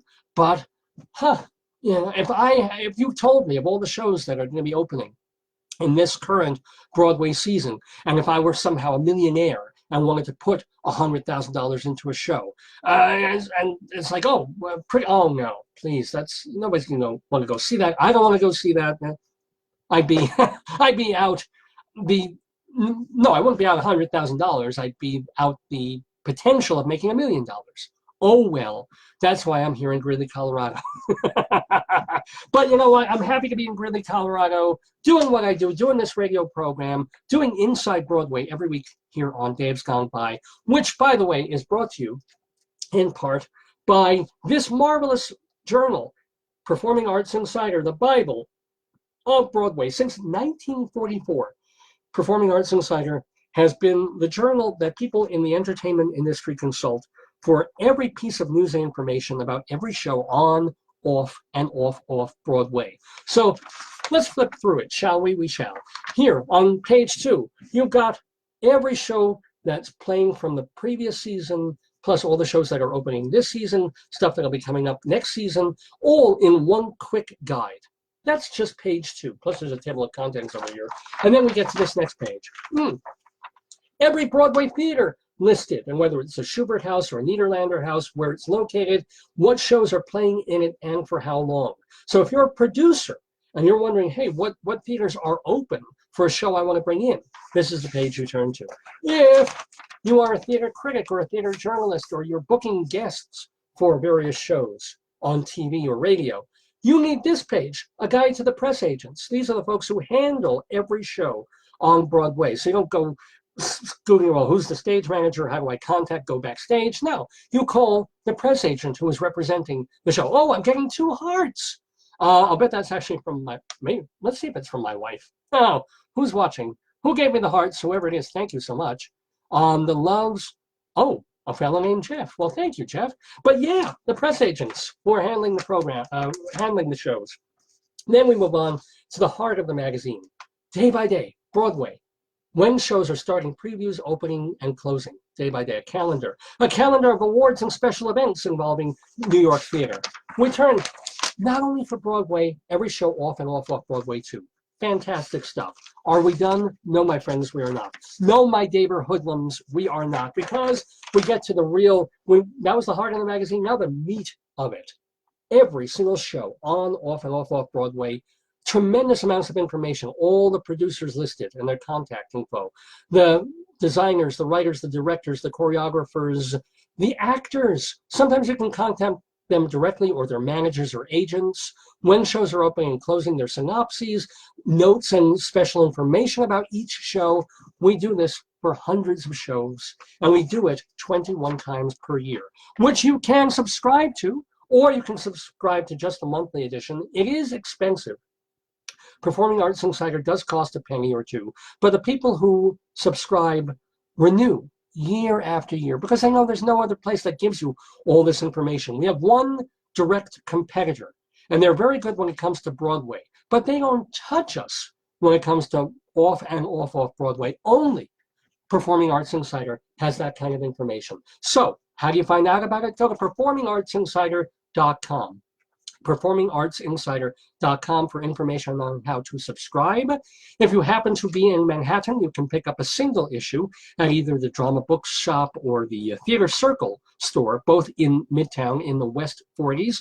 So, and remember, each issue has on the back of it, look at that handsome fellow, but information on how to subscribe. But it's also at the website, performingartsinsider.com. It is the Bible of Broadway. And let me just put in a quick pitch for the publishers of PAI, and those are Total Theater. You can find out more about them by going to their absolutely free website, totaltheater.com. There you will find thousands of theater reviews, not only New York, but all over the country, all around the world. And they're grouped and they're listed, and there's a button you can click where you can go to hyperlinks of reviews of shows that are currently running. Plus, there's a whole archive of shows that have run the last 10 or 20, or even in some cases 25 or 30 years. You've got to check it out, totaltheater.com. And we are totally about the theater in this segment of Dave's Gone By. It's called Inside Broadway, where we're giving you some Broadway news and information for the week. You know, I realize we are in the dog days of summer in the middle of August here, and yet we are having 2 Broadway shows open this week. Well, as I mentioned, we'll have Pretty Woman opening this week, and then opening tomorrow, August 13th, or is that Monday night? Wait, what's today? Oh, I think it might be opening Monday, excuse me. But there's a new musical comedy with a book by Ken Davenport, Sarah Salzberg, and someone named Grundelschatz. Okay, I'll watch any musical by someone named Grundelschatz. Ken Davenport is this maverick Broadway producer who is always trying to think of new ways to fund shows, and he's got his name on a couple of hits, so he's doing pretty well. But the show is called Getting the Band Back Together, and it's at the Belasco Theater on Broadway, opening Monday night. And here's the deal. Here's the thing. It has to do with, I guess, these guys who were in a band back in their high school, late high school, college days. Now they're old, they're middle-aged, not old, middle-aged, a little paunchy, and they decide to get it back together. I've heard it's pretty funny. And the show's going to need some help from the critics. It's not selling all that well at this point. But there's a couple of funny songs in it. I've heard one of them, and it is funny. So let's see what the critics say about Getting the Band Back Together. It's opening this week at the Belasco Theater on Broadway. And now there's yet more Broadway news, because it is usual that you get a lot of news about Broadway this time of year. It's just kind of rare to have 2 Broadway shows open in August. But for a show that's gonna be opening in a couple of months, it is official that Tootsie is now coming to Broadway. Yes, see, they adapt the movies, and they adapt that very popular comedy that was written way back in the day by Murray Shiskel and Larry Gelbart. So you remember the one with Dustin Hoffman playing Michael Dorsey, this actor who just can't get a break. He stands in his own way. sometimes because of his personality. But he's a good, talented actor. He's going up for commercials. He's not getting them. He's not getting any roles. One time he decides to dress up as a woman. This is years before Mrs. Doubtfire. And what do you know? He gets a job on a soap opera, and it turns his life around in ways he did not expect. It's a very fun film. I haven't seen it probably in 30 years, but I remember it being very good. Well, Scott Ellis will be directing it, and it will be opening on Broadway at the Marquee Theater on April 23rd. I think they were waiting for Escape to Margaritaville to close before they officially announced all that. But Santino Fontana, very talented and charming actor. You've seen him in My Crazy Ex-Girlfriend, and he was in Rodgers and Hammerstein's Cinderella a couple of seasons back. He'll be playing the Michael Dorsey role, so he's a likable actor, so you'd probably be rooting for him from the first. The wonderful Michael McGrath is in there, or he may pronounce it Michael McGraw.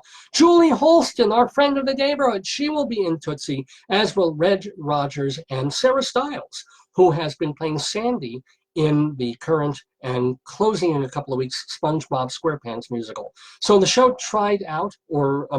try out September through October at the Cadillac Palace Theater in Chicago. So assuming nobody gets shot when they're in Chicago, it will come to the Marquee Theater in April. Tootsie. So it's Tootsie hello. So that'll be kind of fun to look forward to. And now I'm just going to close off this edition of Inside Broadway on Dave's Gone By. And by the way, welcome to Jeff and Glenn and David. Oh, and a different Jeff. Jeff, I haven't seen you all summer, and you're back. You're saying, A Midsummer Night's Dream, as it hath been sundry times publicly acted. Well, yeah, I don't know who's doing A Midsummer Night's Dream, but maybe Tootsie. Well, that'll be in April. That'll be spring. Getting the band back together, A Pretty Woman might be a Midsummer Night's Dream for theater goers. We'll see. But welcome back, Jeff. It's so good to see you. I hope you did a ton of work on your dissertation over the summer, and I look forward to being your co-office nearness mate in just a week over at UNC. And by the way, welcome back to Lisa, who just rejoined us. But two sad things to mention on Inside Broadway, two losses this week.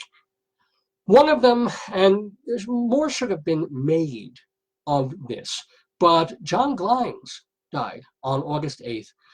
John Glines, now people in the theater will know who this man is, people in New York theater especially, and people who are involved in gay theater, because he was one of the most important nascent people in off Broadway back in the 60s as well, back really in the 70s and 80s. The Glines, they were the people doing gay plays. It wasn't on Broadway yet. You didn't see that. Torch Song, not yet.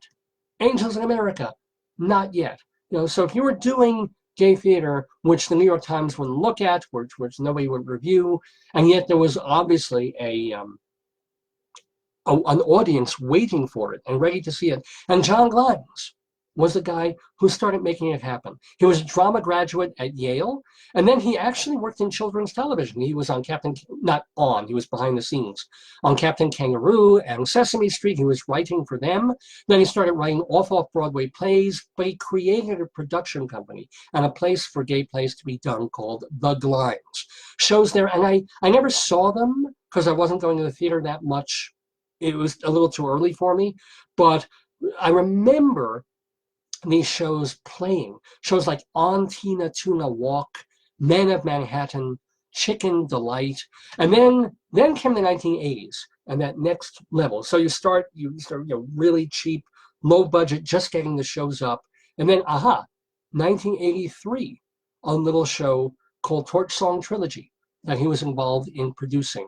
And in fact, John Glines became the first Tony Award acceptor in 1983 to thank his same-sex partner on a major award show, to have that bravery to go and do that back then. And John Glines was nominated 2 years later for As Is, which is the lesser-known AIDS-related show other than The Normal Heart. And he also won a drama desk for a very different kind of gay show called Howard Crabtree's Whoop-De-Doo. I remember that show, so much fun. And our friend Jay Rogers was in that original off-Broadway show. John Glines was, of course, also very socially active, a founding trustee of Broadway Cares Equity Fights AIDS. So, of course, we bid a very fond and respectful farewell to the late John Glines, born in 1933 and passed away this past week. And also, now, you know, if you're theater people, you know John Glines. Everybody knew and remembered and loved Charlotte Ray. Born Charlotte Ray Labotsky back in 1926, and she died last Sunday, August 5th. She had various different illnesses that she was dealing with. She had put a pacemaker in a few years back. When she was in her 80s, she battled pancreatic cancer. I remember her doing interviews about that, and she beat it. But then bone cancer came back, and finally she passed away last weekend. Now, non-theater people, we know Charlotte Ray, of course, from Different Strokes, which spun off into The Facts of Life. She was Emmy nominated for that. In fact, I've got to play, I forgot to do this, but I've got to play this soundbite. Hold on. You know I've got to play this. Here it is, Peter Griffin as Charlotte Ray.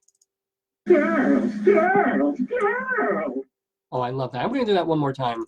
Girls, girls, girls. Oh, thank you so much, Peter.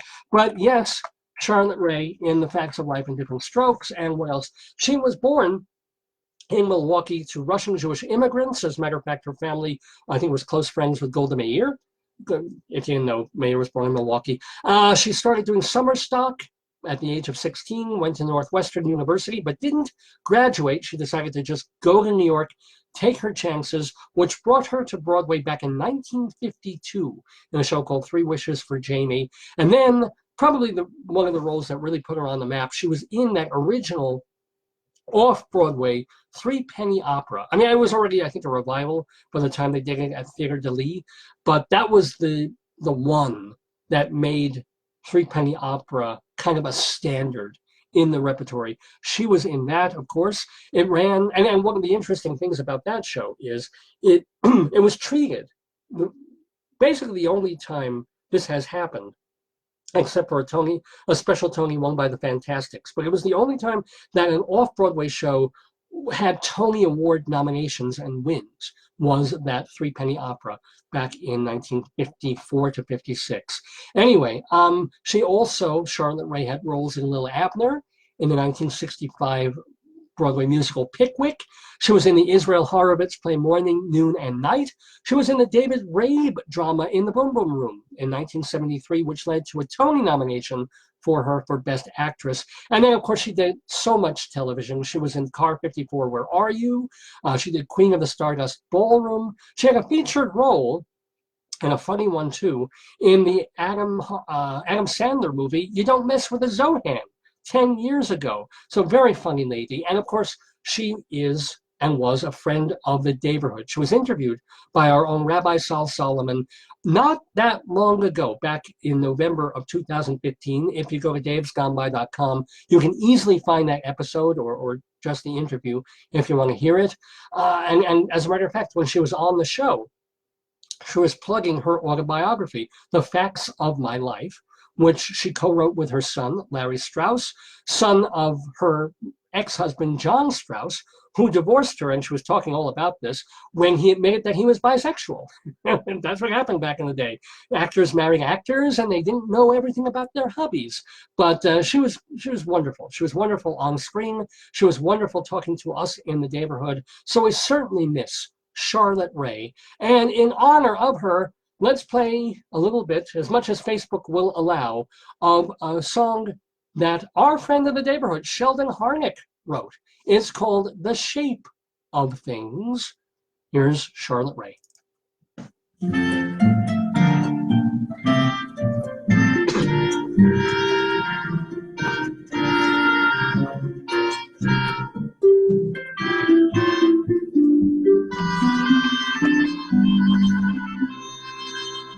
Completely round is the perfect pearl the oyster manufactures. Completely round is the steering wheel that leads to compound fractures. Completely round is the golden fruit that hangs in the onyx tree. Yes, The circle shape is quite renowned, and sad to say it can be found in the low down dirty runaround.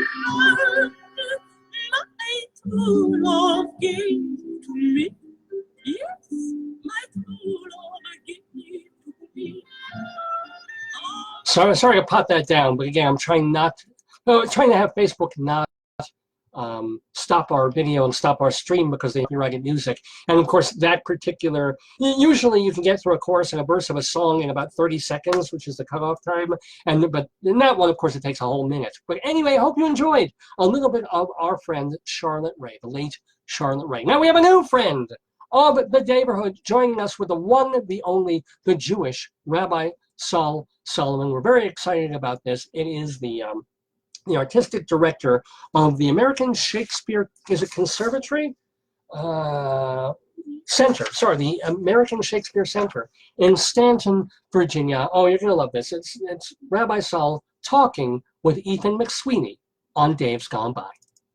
I'm Ethan McSweeny, the new artistic director of the American Shakespeare Center, Shakespeare's American home in Stanton, Virginia, and I'm talking with Rabbi Sol Solomon on Dave's Gone By on UNC Radio. Oh, shalom, damn it.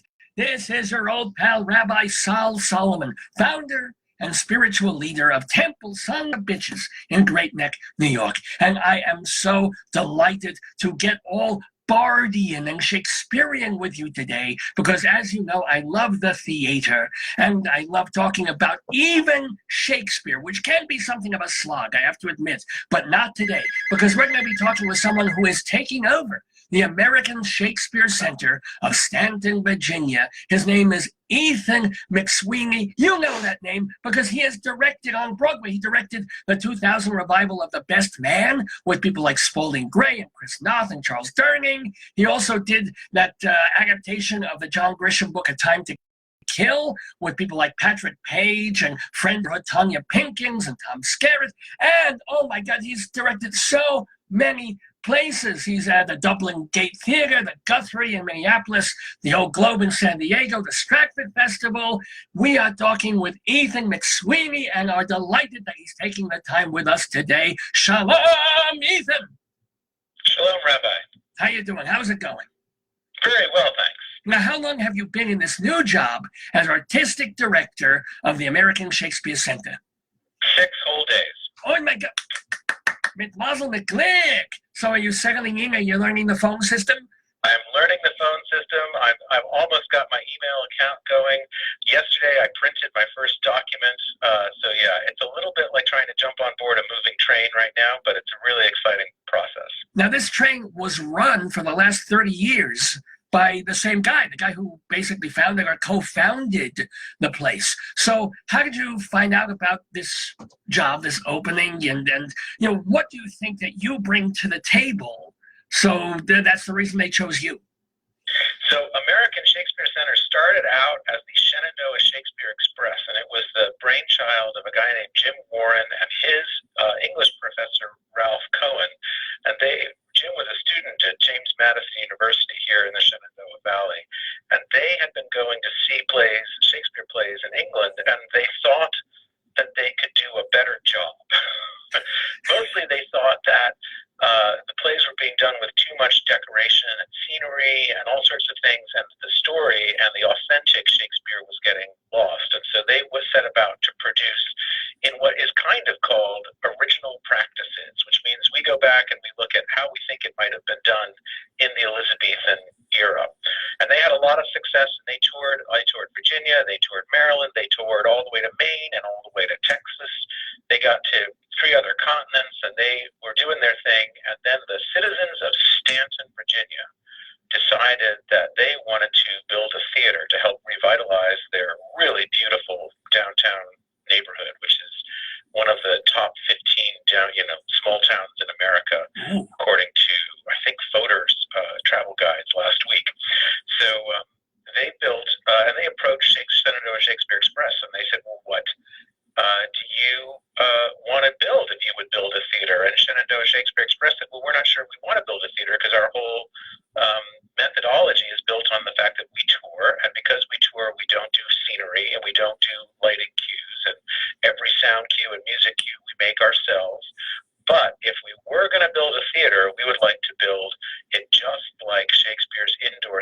the Blackfriars, which was a recovered monastery space that some of Shakespeare and his colleagues got in the early 1700s in London. And wouldn't you know it, they raised the money and they built here a stunning, beautiful, all oak wood recreation of Shakespeare's indoor theater, the Blackfriars Playhouse. It's the only one in the world, and it is as authentic as we could make it in the 21st century. And we perform the plays here in repertory. We do plays of Shakespeare's. We do plays written by some of his contemporaries. We just started a new program called Shakespeare's New Contemporaries, in which we're commissioning new writers to write companion plays that would go with the Shakespeare play and be performed under our signature performance conditions, which are leaving all the lights on and not doing anything that can't be made by hand. So it's a very handmade art form, authentic to Shakespeare. And I'll tell you, Rabbi, I had been traveling all around the world directing Shakespeare, and every once in a while I'd hear about American Shakespeare Center, and I'd say, yeah, I got to get down there. I got to get down there. Finally, last fall, I got a call from the search firm that was looking for the replacement for this original founder, Jim, and they said, do you have any suggestions of people? And I gave them some good names of people I thought would be really good at this job. And then I said, but I've never been there. Would it be possible for me to just pay a visit over the holidays? And I might be in the area because I got some family down here. Could I just come? I'll just come in. I don't need to see a play. I just want to see the theater. And I came in and I walked into the theater, and I was surrounded by this wood and this scale that is both intimate and epic. And theaters are really magic sacred spaces, and they have in them a kind of smell sometimes of what has happened in them. And this theater, it had a real good smell. And I walked out of there. My wife was with me. We got in the car, and she said, "Don't you think you should apply for this job?" Well, how do you do? I mean, did you feel a little bit when they first called you like, how come they're asking me for recommendations? How come they didn't think of me just as the guy? Well, I think they thought, he's more, he's got this big freelance career. He's been on Broadway. He doesn't want to come to lovely Stanton, Virginia, and run a theater. And little did they know that really one of my big ambitions was to come and run a classically oriented theater. And I wasn't offended. I thought, they didn't think of me. And then I called the guy up and I said, is it too late? I mean, I gave you all these good names. Maybe you already found what you're looking for. And he said, no, it's not too late. And I put my name in, and then they put me through an incredibly rigorous search process. I mean, it's not like everyone said, welcome Ethan McSweeny. I mean, I had to go through a series of interviews that if we would put our political candidates through this kind of interview, we'd have a whole different give up. Well, politics. What did they, because you can stand on your resume, on your body of work, what did they expect you or to hear from you during the interview process? They wanted to hear a little bit about what I thought of them, I think, and what I was going to do here, and what kind of artistic director I was going to be. And being an artistic director is not the same thing as being a director. There's a lot of overlap, but there's, one of them means thinking about an organization, and one of them means thinking about the play that you're doing at that time. And I think when you think about an organization, it's got a lot more commitments. It's got commitments to more people, the staff that works here. It's also a civic act. It's got a commitment to this town. And I've been saying to people, if you want to be a destination theater, and that's what American Shakespeare Center is. It's a place where a lot of people want to come here, spend the weekend, see 4 or 5 plays, go have some fantastic meals, stay in beautiful boutique hotels, and just be in the Shenandoah Valley. But if you want to be that, you got to be a great town to visit too. And Stanton is a great town, and it's a growing town, and one it's got a real good feel to it right now. It's young, it's hip. There's a couple of universities nearby. It's a real great spot. Now, for people who are thinking of visiting, first of all, if you're going to Google it, Stanton has a U in there somewhere. I don't know. Yeah. Why they don't call it Staunton? I do know. Have you ever explored that? You're calling it Stanton. Everybody says Stanton, but it's spelled Staunton. What's wrong with people? Staunton. Yeah, we got that's a real. put it right. You hit the nail on the head there because we got a branding problem. But we're in Virginia, you see, and I'm from Washington D.C. and I spent most of my life living in New York City. So this is my first time really living below the Mason-Dixon line. But in Virginia, Staunon is pronounced Stan. Huh. Well, I guess that's my fault. Your fault. Or Gewalt, I should say. No, I'm kidding. We're talking with Ethan McSweeny, the artistic director. Now, also for people, since we have a lot of people who listen in New Jersey and New York, and especially Borough Park, I'm wondering, how long where are you in relation to Washington, D.C.? Where is Shenandoah Valley? What does it take for someone who's living in or near Manhattan or Long Island to get there? Yeah, can I shout out to Borough Park? Because I live in Bay Ridge in my New York life. So. You know my homies, or my shlomies, I should say, yes. So the Stanton, Virginia is about 2 hours drive from Washington, D.C., right down into the heart of the Shenandoah Valley, which is some of the most beautiful valleys and oldest mountains in our country's history. I mean, this goes all the way back. There are buildings in this town, Rabbi, that go back to like 1703. That's how old this area is. And you get here by car. You can fly into the Shenandoah Valley Airport. You can fly into Richmond or Charlottesville, both of which are nearby. And I haven't done it yet, but there's a train. Oh, my gosh. Train that goes from Union Station, Washington. It goes 4 times a week out and 4 times a week back, and it goes from D.C., I think, to St. Louis, and it stops in Stanton. So there's a lot of different ways to get here. Once you get here, you're going to want to come and stay for 2 or 3 days. Yeah, it's not a day trip from New York, but it's a... Yeah, no, you want to come and, this place thinks of itself, people do this, they go up to, you mentioned in my intro, Stratford, Ontario in Canada, where there's a famous Shakespeare festival that got its start exactly like this one did. The town elders said, we want to support an industry in our town that's renewable. We were an agricultural town and that's sort of dying out. So we're gonna start a theater. And 50 years ago, and now it's the biggest theater in North America. Same thing happened in Ashland, Oregon. You may have heard of the Oregon Shakespeare Festival. Super famous. Yes. Shakespeare Festival in this country, more popular in the West probably than the East. Although I remember as a kid, my parents, I don't know, we were maybe going to California to see Yosemite, and so we made a trip to see Shakespeare in Ashland. Oh, now here it starts. So your parents obviously encouraged your love of the theater. Did they realize that you were going to be an artistic soul and not going to be a doctor or lawyer kind of thing? I don't, that's a good question. They took me to a lot of theater, and I don't know if they had an intention for me to go into it or not.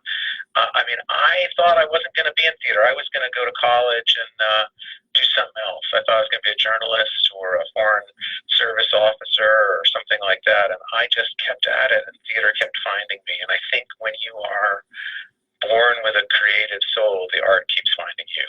Well, here's the deal. By the time you got to college, you already knew. You were already pursuing this. And this surprises me. This sort of shocks me. You went, not that you went to, what was it, Columbia University? Go Lions. Yeah. But, well, it's not that you went there, but that you got the first bachelor's degree in theater. How's that? Did they have that for 100 years? No, not Columbia. Columbia, Rabbi, was all about only the great books and serious learning, and they didn't have time for something as frivolous and as theater. That was not, the arts were not something that a serious Columbia student could study until I got there, and they were just starting to open up arts as major tracks, and I got on the committee to help them formulate the theater major. And then when I went to declare, they said, well, you would be the first one. Would you mind going to the bursar's office and finding out what the paperwork is? Well, because I figure, there wouldn't be afraid to be like 12 or 20 firsts, and you'd be letter M, so you might be the 6th, but no, it was just you.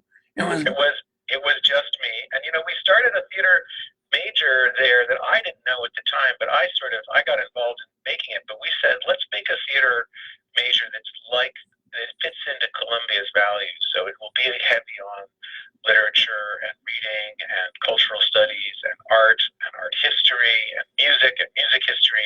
And you know what I was creating was really a directing major, and I didn't know it at the time because I didn't know what a director was, and I didn't know I wanted to be a director. But what I made was something where I didn't have to take quite as many acting classes, the way a lot of theater departments are much heavier on performance, and this was heavier on academic and study. Now, this reminds me, one of our guests over the years on Dave's Gone By is a professor, a Shakespearean scholar named James Shapiro. Did you have him? Oh my God! Yes, yeah, I did. I had a class with another legendary professor. Now Jim is a legendary professor in his own right. But at the time when I was there, he was like the young upstart, changing the world of Shakespeare scholarship. And he taught there was a year-long Shakespeare class, and you could take the first semester with this guy Ted Taylor, and the second semester with Jim Shapiro.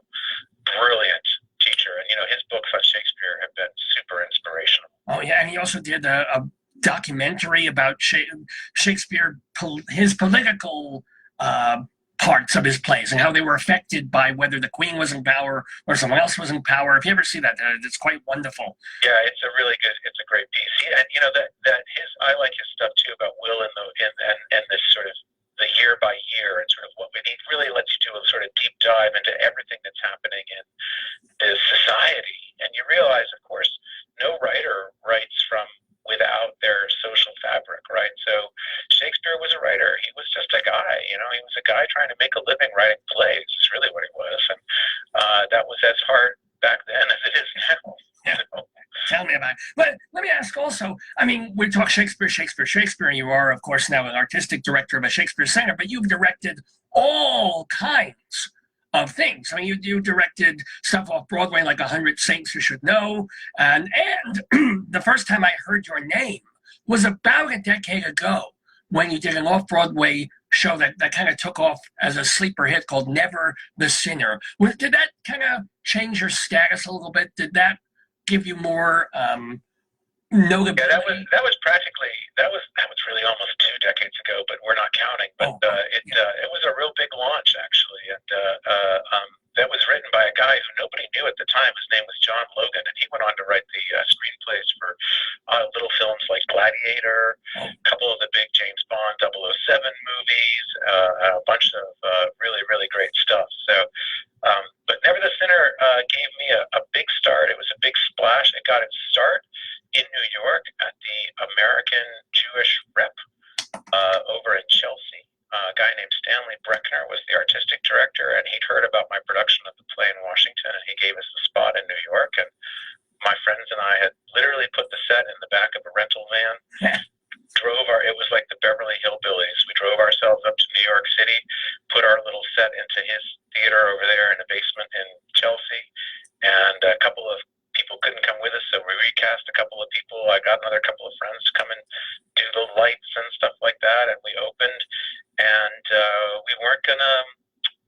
I didn't think anything more was gonna happen. I thought, oh, that's great. I mean, how lucky we got a show from DC to New York. That doesn't happen every day. Aren't we happy to be here and excited? And in fact, there was this guy who was on the board of the American Jewish Rep, and he said, he's a publicist in New York. His name is Jeffrey Richards. He said, I have advance word. I'm sorry to tell you, the New York Times review is not going to be good. And I went out to dinner with my parents, and I said, well, this was really fun. Enjoy it while it lasts. This theater's a wild ride. I'll be home soon. And I think Jeffrey was playing with me. I'm not sure exactly why, but because the New York Times wasn't not good. It was a rave, and we got a huge picture, and a picture is worth 1,000 words. And Jeffrey wanted to stop being a publicist and start being a producer, and he took an option on the play. And before we knew it, we were in an open-ended commercial run at the John Houseman Theater on 42nd Street, back when there were a bunch of theaters on 42nd Street in New York and not a bunch of apartment towers. Well, no, you still have the Theater Row there. You're still on 9th Avenue. Yeah, and thank God they preserved Theater Row, and you've got the signature. Actually, where the John Houseman was is where the Pershing Center, the Signature Theater Center is. So there's still, you're right, there's still a theater and a good one there, and we should be very grateful for that. Yeah, and as you said, Jeff Richards has gone on to produce a dozen plays on Broadway. Did he produce The Best Man? He did. Yeah. That was his idea. Yeah, he sent me the script for that and said, "Do you think this is worth reviving?" And I read it and I said, "Absolutely, hell yeah, it's worth reviving. Let's do it." And and he said, "Good, because I have tickets for us to go to Italy to meet with Gore Vidal next week." He's just full of surprises, that Jeff. Okay. Oh my God, this guy! I mean, we had such a good time together, and so we got on a plane, we flew to Rome, and we went to Gore Vidal lived in Ravello, Italy, on the Amalfi Coast in this extraordinary villa. And we went to go meet him. And, you know, I had grown up in Washington, D.C., and I'd gone to kind of a snooty boys' school called St. Albans, and so had Gore Vidal. And it's such a snooty, old-school kind of school that we actually had faculty members in common, even though we were separated by about 40 years from our graduation dates. Wow. So Gore and I hit it off immediately. I loved him. I loved his mind. It was such an incredible place to visit. And that made the whole production sort of just come together. Hell, even if the production had fallen through, you got to go to Italy and hang with Gore Vidal in his villa. Like, how many people get that experience? Like, what other experiences, what other, like, unforgettable parts of your life have happened owing to your being a director who goes across the country and around the world directing? You know, I mean, the thing is, what's the fun part about being a freelance director, and now I have a home, which is great. But the fun part is you never know what's going to happen, and then the less fun part is that you never know what's going to happen. And so, you know, I always say I've got two jobs. One is doing the job. The other job I have is getting the job. And quite often, getting the job takes a lot more time and a lot more effort and a lot more brain space than doing the job. But, you know, for me, the best part has been you get to meet different people. And there are times like when you're sitting in Gore Vidal's villa in Italy and he's telling you about the furniture in his dining room is from Pontius Pilate's breakfast nook in what was the Charlton Heston film he wrote, you know, with the cherry. Oh, I thought you meant the actual Pontius Pilate. Ben-Hur, yeah, no, it was not actual Pontius Pilate, but from the movie of Ben-Hur, it was the furniture that had been in Pontius Pilate's little breakfast room, and that was in Gore's dining room. But you're sitting there, and you think, that's when you think, well, if I become a lawyer or a doctor, this probably would not have happened. Although, if you become a lawyer or doctor, you can probably afford Pontius Pilate's. Maybe. Well, there's that, and you know what? You know, that's something we don't. If you choose, or the arts chooses you have to be prepared to sacrifice, because we don't get compensated the way other professions do, and sometimes that's tough to learn. I'm trying to buy a car now that I live in Virginia, and you know, I've got good credit, but you try going into a car dealership, and when they ask you the financing questions, they say, so you have a job? Yeah. How long have you had this job? 2 days. You gotta wait 3 months before you get that car. Definitely. But here's you talk about the itinerant stuff, and then now you're planting roots. You are married to a gorgeous and adorable actress named Nancy Anderson, whom I remember from one of my favorite musicals of the past 20, 30 years, A Class Act on Broadway. And she's done some... Oh, she was the bomb in The Class Act. Oh, I'm telling you. What a hottie. And I love that show. It's a wonderful show. But she is a New York and elsewhere actress. Now, you know, was there a conversation you had to have with her of saying, we're moving steady here. Boom, we're living in Stanton, Virginia. You know, does she... Yeah, well, she's almost even more excited about it than I am. So she told me she's always had a fantasy about living in a more rural part of the world, and this is going to be our big chance to try that out and live down here for a while. And you know, the thing is, rabbis, we're on the road all the time, right? Yeah. So, you know, she and I, right now she's up in Auburn, New York, doing a world premiere of a new musical version of the book Anne of Green Gables. I'm down here. I'm going to go see her show and pick her up in a couple of weeks and bring her down here for a visit. And then, you know, we're going to keep our place in New York City too, because we figure we're back and forth and back there. So we just try and keep it going. She did send me, I will say, her other big fantasy is she's always wanted a 1940s pickup truck. TikTok, and I got sent 6 different Craigslist advertisements yesterday. I'm trying to buy, like, you know, a sensible Subaru, and I think she wants me to go buy a beat-up pickup. So I'm more of a Subaru man. I'm in Colorado with my friend Dave right now. Subarus are great, gotta tell you. They don't outlast hail damage very well, but otherwise they're run and they're great and they go. But so does absence make the heart grow fonder when you're in the arts and you're both artistic people? She's an actress, you're a director, and you're away for several weeks at a time. Is that in some ways better for a marriage than other people who are like every day, boom, 9 to 5, come home, dinner on the table, watch TV, go to sleep? You know, maybe it is. I've never gotten. Sometimes we always think the grass is greener on the other side, and like, wouldn't it be nice if we could see each other all the time? And you know, we just had a time where we were together for like 4 months, and it was great. We loved it, but by the end of it, we were like, great, have a great, good luck on that show. That's great. Good luck to you too. Good luck down there in Stanton. Okay, I'll talk to you. I mean, listen, we talk every night, and yeah, absence can make the heart grow fonder until about 4 weeks in, when then it just makes the heart grow cold. Okay. And you know what, I think, and I've talked to I talk to actors about this a lot, and one of the really awesome things about some of the wonderful company down here at the American Shakespeare Center is we got a bunch of couples down here. We got people who are together, who are acting together. Sometimes they're combinations of actors and a costume designer or an actor and a props person or a musician. And it's really important to me to offer ways to support people who are together and to support them as artists together, because I know from this life how difficult that can, what a strain it can put on you. But what I say is we try never to go more than 3 weeks. Like, that is almost the maximum. And at the end of 3 weeks, someone's got to go find the other one, no matter who has to go where. And that's just sort of that's the rule, and that's how we've worked out our lives. So. Now, speaking of the structure of time, I'm always curious about this as being the artistic director of a big organization, of this theater company. How much of your day, or perhaps a given week, is spent with A, creative stuff, B, organizational stuff, and C, raising money and talking to great white whales and asking them to put you in their wills? Right. So as you might suspect, I'd say proportionately C is the highest activity, certainly at the moment. But no, the reality is this. I mean, for instance, we at American Shakespeare Center, we perform 50 weeks out of 52. This is not a summer theater or something like that. This place is in business all the time.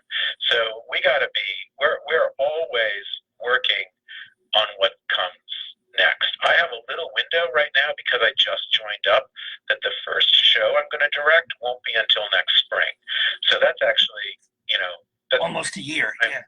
That's more time than I've had off from actual directing in a long time, which is good because it gives me a chance to sort of settle into the organizational part and get enough practice at it that when I do go into directing, because directing is, you know, that's an 8-hour-a-day activity. So that means that anything else I'm doing as artistic director has to be done around the outside of that. But right. I'd say you know, we're a not-for-profit regional theater company producing the classics. If we do well at the box office, but there's no way that what we could make at the box office, unless we were going to start charging the kind of ticket prices that would mean that our audience wouldn't be able to afford to get here. And right now it's an incredibly affordable ticket, and we want to keep it that way. If we had to start charging that, then we'd lose audience. So we have to go out and raise money from the community, from foundations, from the state, and you know, what we've got, I think, is one of the other thing, and I should talk about this a little bit, because we don't just produce here in Stanton. We have a fantastic touring company. You're still keeping the touring going. Yeah. I told you the history of, the DNA of this place is this concept of touring. And this is one of the really great Shakespeare tours that is done in this country. And they get out there in a couple of buses and trucks. It's a cast of 12. they're bringing this year's 3 plays in repertory: Shakespeare's A Winter's Tale, Shakespeare's Comedy of Errors, and Antigone. And they perform from Maine to Texas from between September and April. And you have just as much chance of seeing an American Shakespeare Center production out on the road as you do if you come here. So that's they're a big like billboard, as well as an opportunity to reach into a bunch of communities that wouldn't get a live Shakespeare performance in their community otherwise. So the touring shows are not schools, but they go everywhere. But the touring show, it's not as if you do a show on the main stage, and then if it goes really well, you send it out to tour. The touring shows are almost separate? Yeah, they are separately programmed. So this is a separate company of actors that coexisting with our main stage activity. And then when they finish their tour in the springtime, they're sort of tied to the academic year, so that they tend to go out between, Labor Day and Thanksgiving, and then after New Year's until, exams start, right. I guess. So around about late April, early May, they come back and we put them on our stage for 6 weeks. Oh, that makes sense. Okay, so yeah. And that's sort of after they've been out all over the country, they come home and we welcome them home and we produce them as our main offering. And there's an audience that comes here and they love that work because it's been, it's been informed by what they've learned out there in America. We've been talking with Ethan McSweeny, the new artistic director of the American Shakespeare, hold it, I've got to get this correct here, American Shakespeare Center of Stanton, Virginia. Everybody, you're going to want to check that out. You're going to want to spend a weekend there. And also, if you want to find out more about Mr. McSweeny and all the stuff that he has done prior to taking this job on, you can go to ethanmcsweeny.com. And here, this always pisses me off too. You put the U in Staunton and you don't pronounce it, and you've got the last name McSweeny and it doesn't have a third E in it. How did that happen? Where's the E before? Yeah. This is the bane of my existence. Okay, so here's how. My family, it's McSweeny. For years, everyone spells it N-E-Y except my family. My father says, well, that's because we're from the original line of McSweeney's from Ireland. And I think, yeah. I'm about as Irish as you are. I'm the 4th generation American. I don't really have a strong sense of that.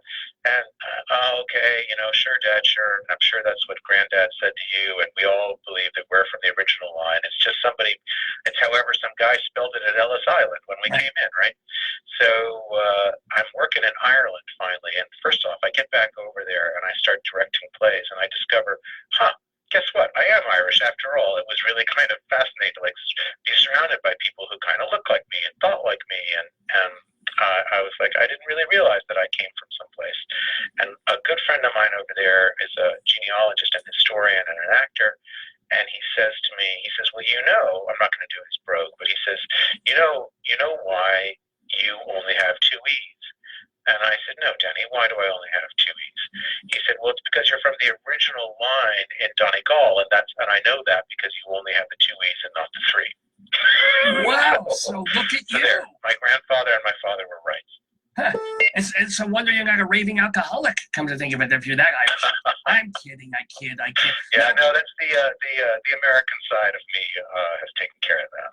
Now, this authentic part of the way of Shakespeare that you do, I didn't get to ask before, but I assume you have seen what Mark Rylance was doing a couple of years ago when they were doing the 12th Night, and I think we did Richard III, where it's, again, authentic, candle lighting on the stage and authentic instruments. And A, what did you think of all that if you saw it? And B, where are you guys in relation to what that was? That's a great question and a great example, because that work that Mark was doing comes from the Globe Theatre in London, which is also in the same vernacular of trying to practice and explore Shakespeare through the performance conditions that we think were prevailing at his time. So So we're in the same family tree, and in fact, one of our founders, Dr. Ralph Cohen, who is an absolute Shakespeare genius and really the emotional, intellectual center of this place. He was a big participant in making the Globe in London happen, and he's on the Architectural Review board there, which is the group that kind of makes the serious decisions about what fits into their performance style. So Rylance and Mark's wife, Claire Van Campen, as well, are both very big inspirations for us. I don't think of it as rules of what you can't do. I think of it as a contemporary artist being told, here, you don't have any more tools to tell this story than Shakespeare did. Now what will you do?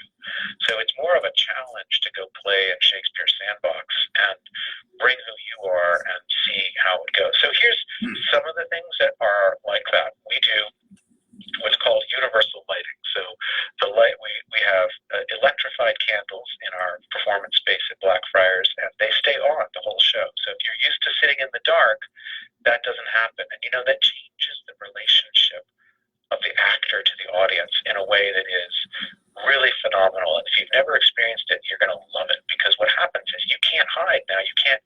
You're not just sitting there, watching somebody who's better lit do their thing. You're a participant. And when in Shakespeare, we know among the favorite devices is the soliloquy, where one actor stands and talks to the audience. Well, this is really hard to do for an actor when the audience is just this amorphous blob that they can't see. But it's a totally different relationship when we can see you and you can see us. And so that's a big part of what we do.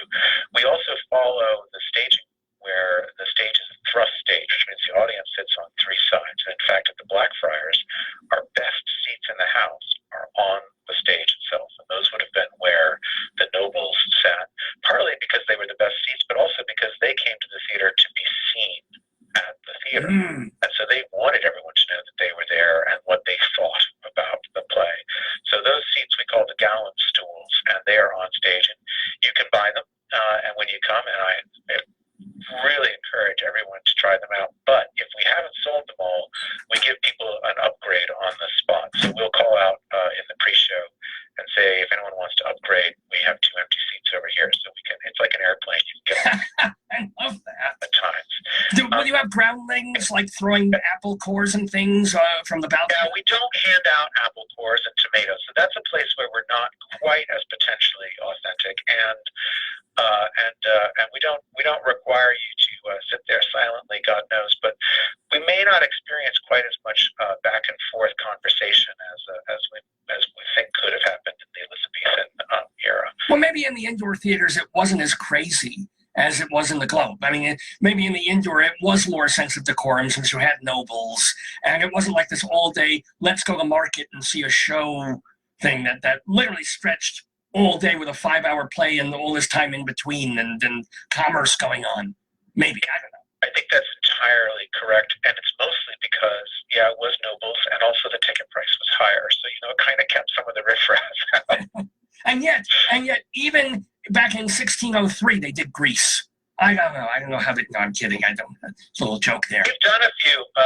We actually did one of our most successful shows is before my time, but we did the musical Bloody Bloody Andrew Jackson, which had been done on Broadway, and we did that here unplugged. So all the music was played, live by the actors, and nobody was mic'd, which I think is a great way to do a musical. But the reason they did it was because it was a history piece, and just like Shakespeare was writing histories, that was a contemporary history, and it was a big success. Now let me ask you. You must have your first season planned out. I know you're going to be directing. What are you directing in the spring? I don't. That is what I'm doing right now. I'm working on planning what will be my first season. So there is a great season underway right now. We are in the thick of our rep, and we are running with productions of Richard III, Jane Austen's Emma, in a really wonderful adaptation. As You Like It, one of Shakespeare's most beloved comedies, and a wonderful Elizabethan play called Jacobean play called Man of Moab that's very rarely produced. So you can come here now and see those productions. And in the winter, we moved to a very different kind of season called the Actors Renaissance season. And the idea in the Actors Renaissance is we take 12 actors. They're almost always people who have been here before, so they know what they're doing. And they do 5 plays in rep, 1 week of rehearsal for each one. And get this, no directors. So this is really like what it used to be, because they didn't have directors in Shakespeare's time. And the actors weren't given the full script of the play. They were just given their side, right? Just their lines. Didn't have Xeroxes either, right? So, I mean, one reason you do that is save on ink and some poor scribe somewhere to write it. The other reason you would do it, it was a way for the playwright to keep their intellectual property from getting pirated by anybody. Only the playwright had the complete text. There's a reason why Shakespeare's works were not published until the end of his career. His fellows didn't want them published in his theater company because they had the rights to produce them. And if they published them, well, any Tom, Dick, or Harry could have done King Lear, right? So that's one of the reasons why we've got so many what they're called corrupt or bad quartos of something like Hamlet, because it was such a popular play that a bunch of different people would go and try and recreate it from some bits that they could get. But when these 12 actors that you have coming in the winter, well, they just get their own. I mean, the plays they're doing are famous enough. They probably know the script of the other people or not. What are they actually doing? But the point is that they focus on learning their part. They show up for rehearsal knowing their part fully and ready to go. I mean, which is sort of a little bit different than how we approach it. And then we don't give them a whole lot of time, so they kind of have to go with their first impulses. And the actors collaborate together to they go into our wardrobe and they create the costumes from what we've got, what exists. They use our prop shop and they go in and they find and pull the props that they need to do the shows. And this year they're going to do Henry IV Part 1, Merry Wives of Windsor, one other 2, Belle's Stratagem and Arden of Faversham. And we're going to introduce our big new initiative, which I mentioned earlier, Shakespeare's New Contemporaries. And our first winner of our Shakespeare's New Contemporaries competition is a play by a woman named Amy Whiting that's related to Merry Wives of Windsor called Anne Page Hates Fun.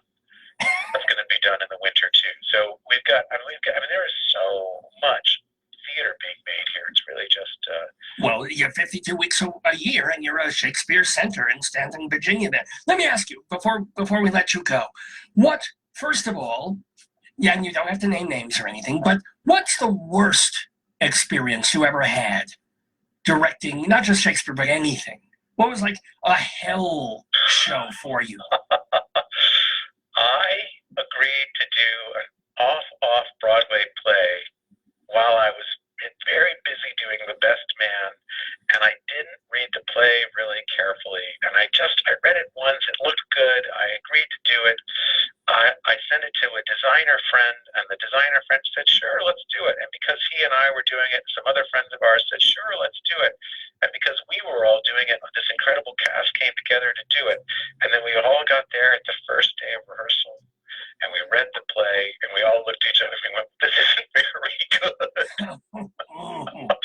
And, we were a little bit, it wasn't anybody's fault. It was a good, quick read. It just didn't quite add up when you went to really go do it. And gosh knows, we were sort of stuck because now we'd already, the producers had already committed to renting a space and producing a play.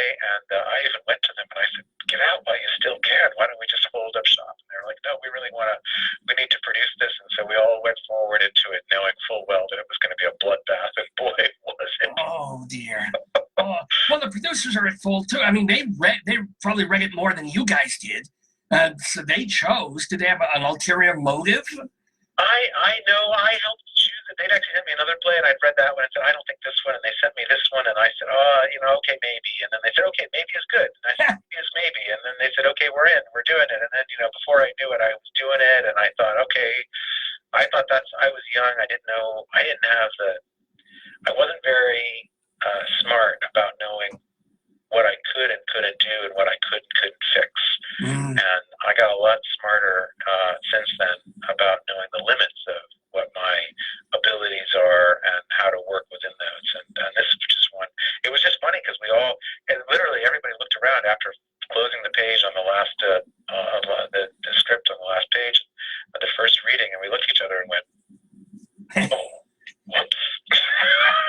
that's interesting that you mentioned what you can and can't fix, because most of the scripts that you work with are not brand new and changeable by the author. So how do you fix, quote unquote, something in a script that might be 20 years old or 400 years old?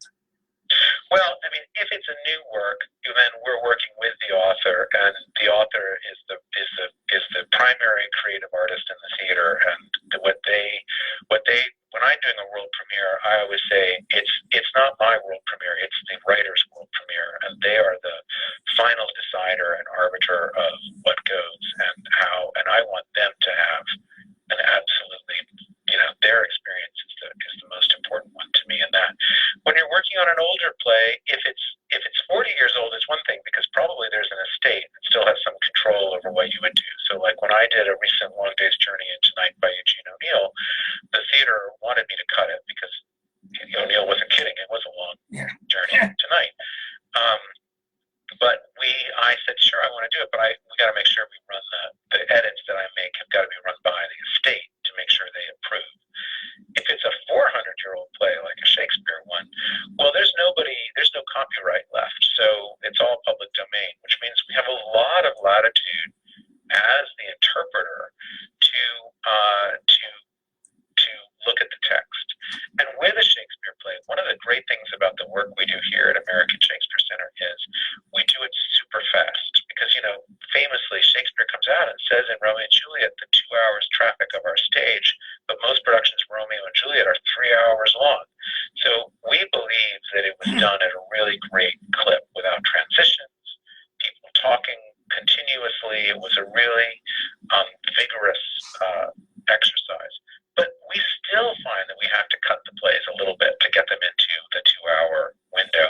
And frankly, you really want us to, because there's some of that stuff I try and cut very surgically so that you don't really see that anything is missing. But I can take out a line or a reference here that would simply confuse you. And if I take it out, it makes the meaning of everything around it clearer. Well, I don't know if you could do a 2-hour Hamlet, though. Hamlet, you still have to cut to get it to 3 hours, quite honestly. Yeah, that's true. Hamlet, I think there's exceptions granted for Hamlet. But I will say, when we did it here in the Actors Ren, I think it was about 2:15, 2:20, and they weren't going fast. Like, you didn't go, oh my God, they're talking too fast. You were kind of breathless. It was like watching a sporting event, because it was just kept going, and the score kept changing, and you weren't sure who was going to win all the way to the end. So it really sustained this momentum that was really exciting. Well, it has been exciting and momentous, and a big win for us having Ethan McSweeny here in the Daverhood with us. Just want to tell everybody one more time, go to see a bunch of shows. Go spend a weekend in lovely Stanton, Virginia to see the American Shakespeare Center. Sign up, subscribe, or just come down for a weekend and see their shows. Find out more about Ethan McSweeny, with only 2 E's in there, at ethanmcsweeny.com, MCSWEENY, ethanmcsweeny.com. Last question for you before we let you go. Of all the Shakespeare shows that you've ever seen, what was the most indelible for you as an audience person? One of the first ones I ever saw was A Midsummer Night's Dream. I was 5 years old. I was at the Folger Shakespeare Library in Washington, D.C. I was in the front row, and I laughed at something that probably a 5-year-old shouldn't have gotten. Probably I didn't get it. I just thought it was funny. And to Tanya, there was a little pool of water in front, and there were some little lilies or something floating on this water, maybe some little silk lilies or something. And Tanya bent down and blew them onto my face, and I was in heaven. Oh, I'm so glad I asked that question.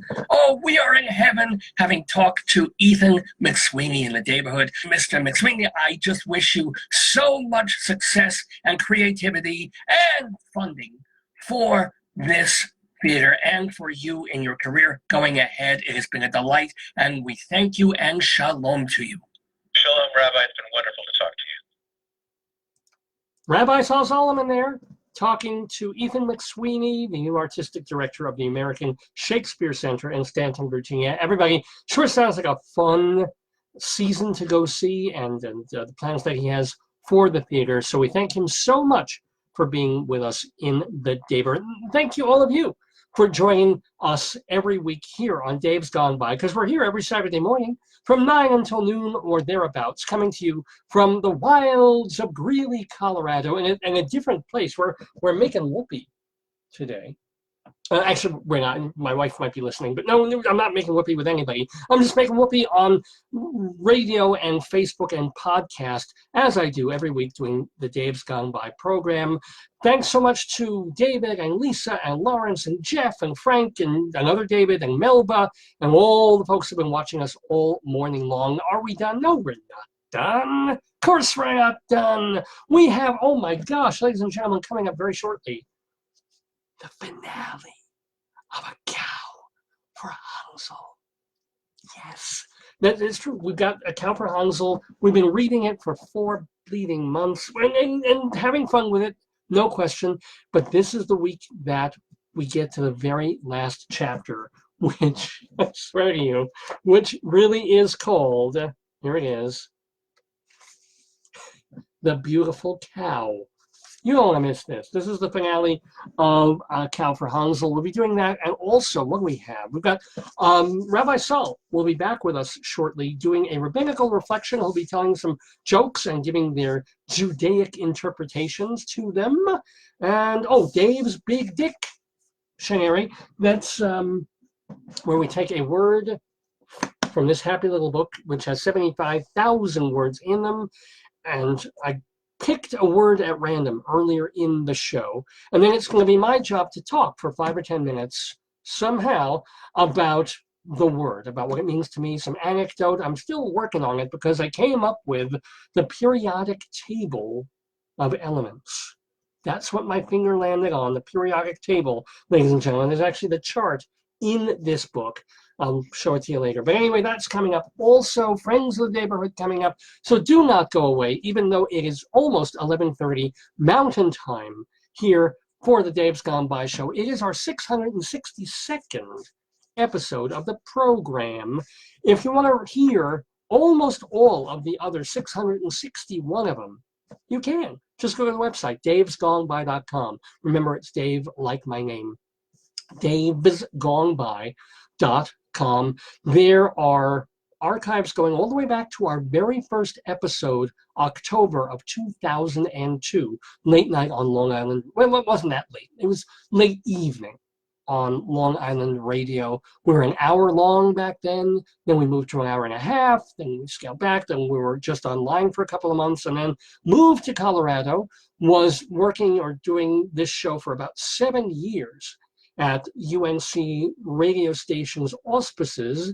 That is on hold now because of all the money troubles that our university has. Oh yeah. So we're still doing the show though. And we still have the stream going, but the stream is running our older episodes. But those are kind of at random. You can tune in to uncradio.org, I believe it is, and still hear old episodes of Dave's Gone By. As a matter of fact, 24/7, that's all you hear on the station. So I feel really sorry for somebody stuck in an elevator with that going. But if you want it not to be at random, you want to hear a particular episode, a particular guest, a skit that we've done, you want to go back and listen to A Cow for Hansel from the very beginning, it's all there at davesgoneby.com. We even have a separate archive of the interviews that we've done, separate archive for some of the songs and the skits.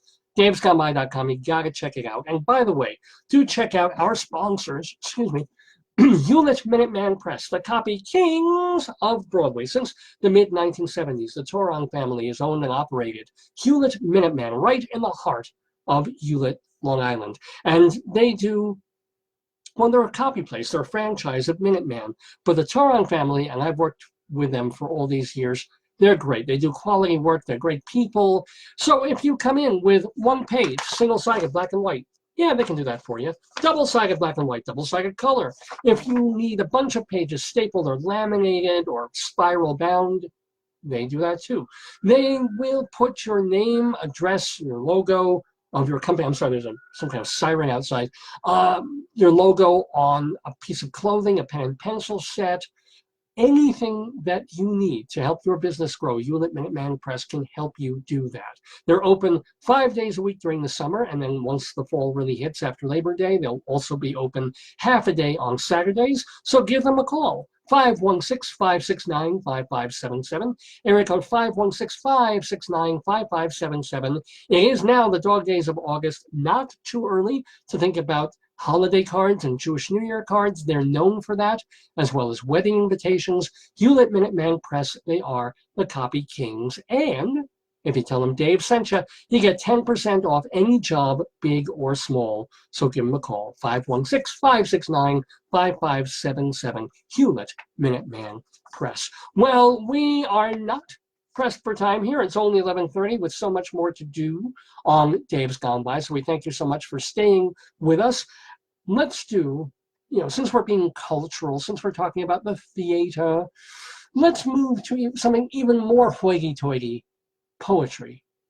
Yes, because every week we like to do a short poem, a limerick, in fact, about a town or a city in Colorado. We call them Colorado Limericks of the Damned because mostly with limericks, you want to be amusing and, in my case, really horrifying, disgusting, and obscene. So that's just the nature. Don't blame me. Blame Shakespeare. Blame Alexander Pope, perhaps, or no, he wasn't. He was a poet, not a poet. Blame Emily Dickinson for what I'm about to do. But we pick one town in Colorado, and this week, the lucky town is Bethune.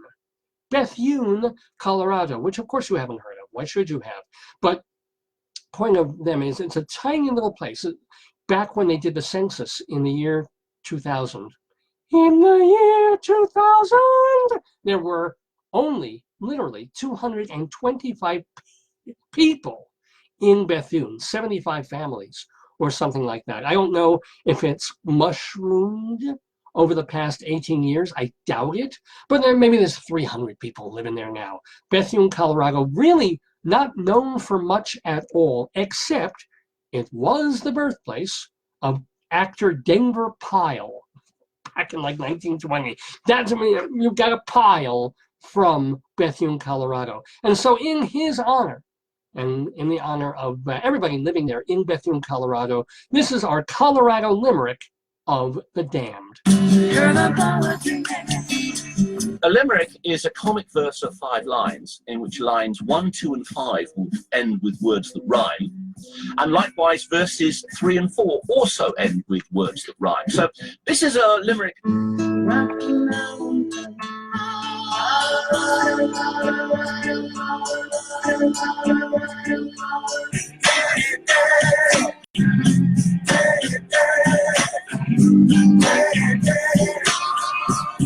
Yes, indeed.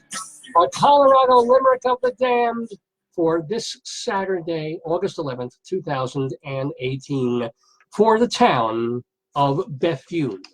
Ahem, ahem.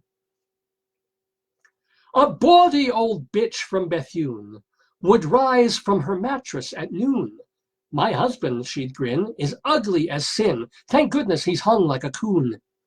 Thank you. I'm so proud. Yes, ladies and gentlemen, we do this every week. The Colorado Limerick of the Damned. And now we go back to the more stead and normal portion of the Dave's Gone By Facebook program of the stream, where we thank once again Ethan McSweeny and Rabbi Sol Solomon for being with us in the Daverhood. And to do that, we kind of, we do a segment every week where we check up on our friends of the Daverhood. Remember I was talking before about how people who've been on the show are friends, and then we're looking for another name for the people who just tune in, like the denizens of the Daverhood or Daverhoodlums. Well, these are the friends. These are folks who've been on the show in the past, and we like to let you know, hey, this is what they're up to as we speak.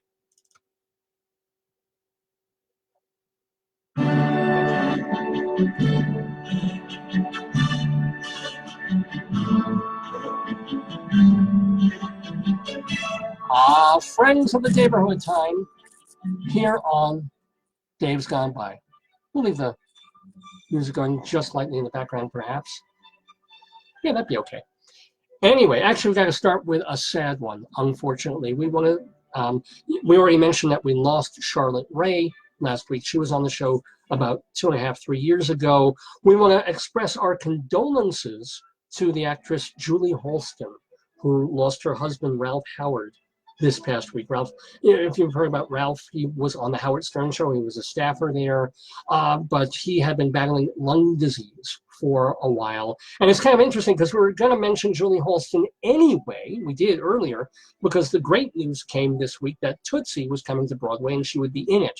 But right now it's just about really wishing her well and wishing her condolences from the Daverhood to Julie Halston on the loss of her husband. Okay, on to much happier stuff. For example, tomorrow, Melanie, wonderful Melanie from the Woodstock era, Candles in the Rain, Lay Down, that Melanie, brand new tea. She will be part of the acts who are doing free summer stage in Central Park. That is tomorrow afternoon. So if you're in New York, you've never seen Melanie, legendary Melanie, go see her tomorrow in Manhattan. On Monday, if you are in Coral Gables, Florida, go to Gable Stage for a free reading of a dark comedy called The Burdens that is being directed by our friend Avi Hoffman. That is Monday evening. And then also on Monday, this is way cool in New York, a guy named a woman named Alexandra Silber wrote a novel called After Anatevka. And it's all about what happens to Huddle, one of Tevye's daughters, after the events of Fiddler on the Roof. Okay, so they're going to be doing readings from the book and also songs from the show, and that's going to feature Sheldon Harnick. Now, he won't be performing, he'll just be there, but we all know he co-wrote Fiddler on the Roof. He will be making an appearance. That is happening tomorrow in Manhattan. Among the readers are Patrick Page, who has that wonderful voice, and Santino Fontana. We mentioned him just before because he'll be in Tootsie, and he was in My Crazy Ex-Girlfriend. So that's happening after Anatevka with Sheldon Harnick in attendance on Monday night. Playing now through Tuesday, Tevye Served Raw, based on the stories of Sholem Aleichem that also did not get into Fiddler on the Roof, that will star our friend Alan Lewis Rickman. I won't be surprised if a little bit of that is in Yiddish too. That's happening at the Playroom off Broadway. And then this Wednesday, August 15th, Katie Sullivan and our friend Jeff Harner are appearing together at the Laurie Beachman Theater in the West Bank Cafe in Midtown Manhattan. I hate when I have to, when I do radio, I need to scratch my nose. I can do it like off camera here. It's like, itch, nose, some poo-poo in there, gotta do it, and then the camera's picking every moment of it up. Anyway, it's time for an Austin Pendleton alert. Austin Pendleton alert, yay! We love him, this talented and ubiquitous person of the New York theater world. He is both an actor and a director. So every week, it's not that he's in something. Every week, he's in something different. He's either giving a seminar, or he's acting, appearing in something, or he's directing something. So there are literally two, Austin Pendleton mentions today in Friends of the Daverhood. First of all, he is staging and starring as Henry VI, speaking of Shakespeare, in War of the Roses at 124 Bank Street Theater in Manhattan. That is happening through August 19th. And then at the same time, towards the end of August, now through August 26th, Austin Pendleton is directing a play called The Saintliness of Marjorie Kemp. And that is happening at the Duke on 42nd Street. So 2 Austin Pendleton alerts. Oh yeah, go Austin. And now, oh my God, we cannot get away from Fiddler on the Roof. We mentioned it like 5 times already. Here's another. They keep extending the National Yiddish Theater's Fiddler on the Roof. They're doing it in Yiddish, the National Yiddish Theater, low budget, but apparently it's wonderful. The reviews have been great. It's directed by Joel Grey, the legendary actor from Cabaret, of course, featuring musical director Zalman Mlatek. So the guy who did the orchestrations for this version, he's a friend of the Daverhood, as is, as we mentioned, the lyricist Sheldon Harnick. So go see it, Fiddler on the Roof at the National Yiddish Theater. I have it down here till September 2nd, but I think it just got extended again through part of October. So you have a bunch of chances to catch that.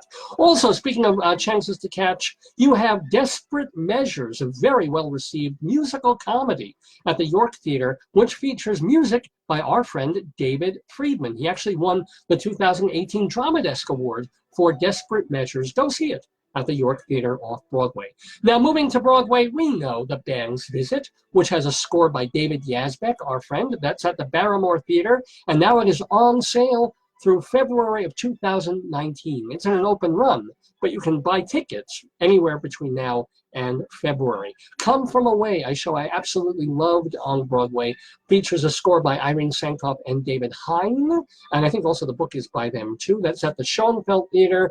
School of Rock, that will be closing in a couple of months, so you've got a little while longer to see it. It's got lyrics by our friend Glenn Slater. LaChanze is in Summer, the Donna Summer musical at the Lunch-Fontaine Theater. Daniel Breaker is playing Aaron Burr in Hamilton, as if any of us can actually have the money to see that. Jim Caruso's Cast Party, Monday nights at Birdland, so we're moving into off-Broadway and cabaret there. And if you want to find out about nightclubs and cabaret and theater in New York, a great website to go to is stagebuddy.com, founded by our friend Evan Seplow.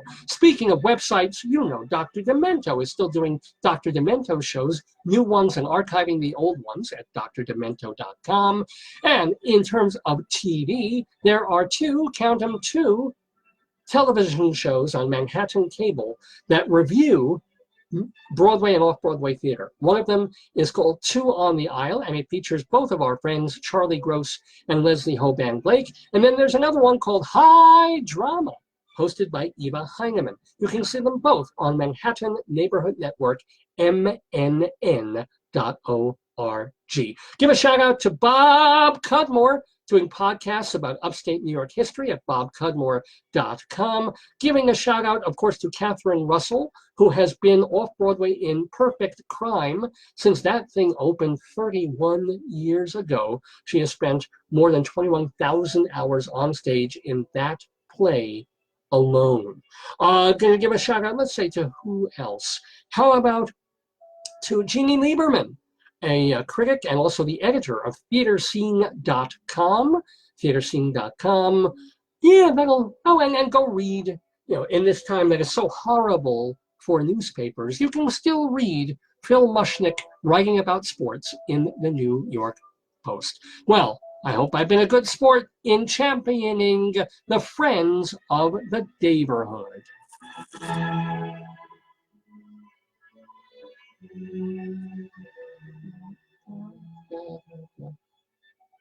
Says it's an adagio, but it's not very adagio-esque. Anyway, I'm David-esque here, sitting at my David desk, doing the Dave's Gone By Facebookio program of the stream for you. Oh, and welcome to David from my high school, Dr. David. Oh boy, I could have used you like a month ago when my back was going out every morning, but it's kind of hard to digitally help people that way. But I hope you had a great summer, David, and Melba, and the other David, and Frank, and Jeff, and Lawrence, and Lisa, and Art, and everybody who's been tuning in. Oh, we have more show for you, ladies and gentlemen. We do indeed. We've got Rabbi Sol Solomon's Rabbinical Reflection, where he'll be telling some jokes and then giving his interpretations in a Jewish style of them. It's not so much Freudian interpretations, it's more of a Sigmund Freud interpretation, as only Rabbi Sol can do. Sorry, just greasing the whistle a little bit. Oh my God. If there's a heaven on earth, it's basically drowning in mint iced tea. Anywho, so we've got that coming up, and we'll also have Dave's Big Dictionary, where I'll be talking a little bit about the periodic table of all things. But before we get to that, as promised, oh my friends, this is a big moment. This is happening. I can't believe it. It's taken so much time. It's taken literally months to do this, but we're going to finish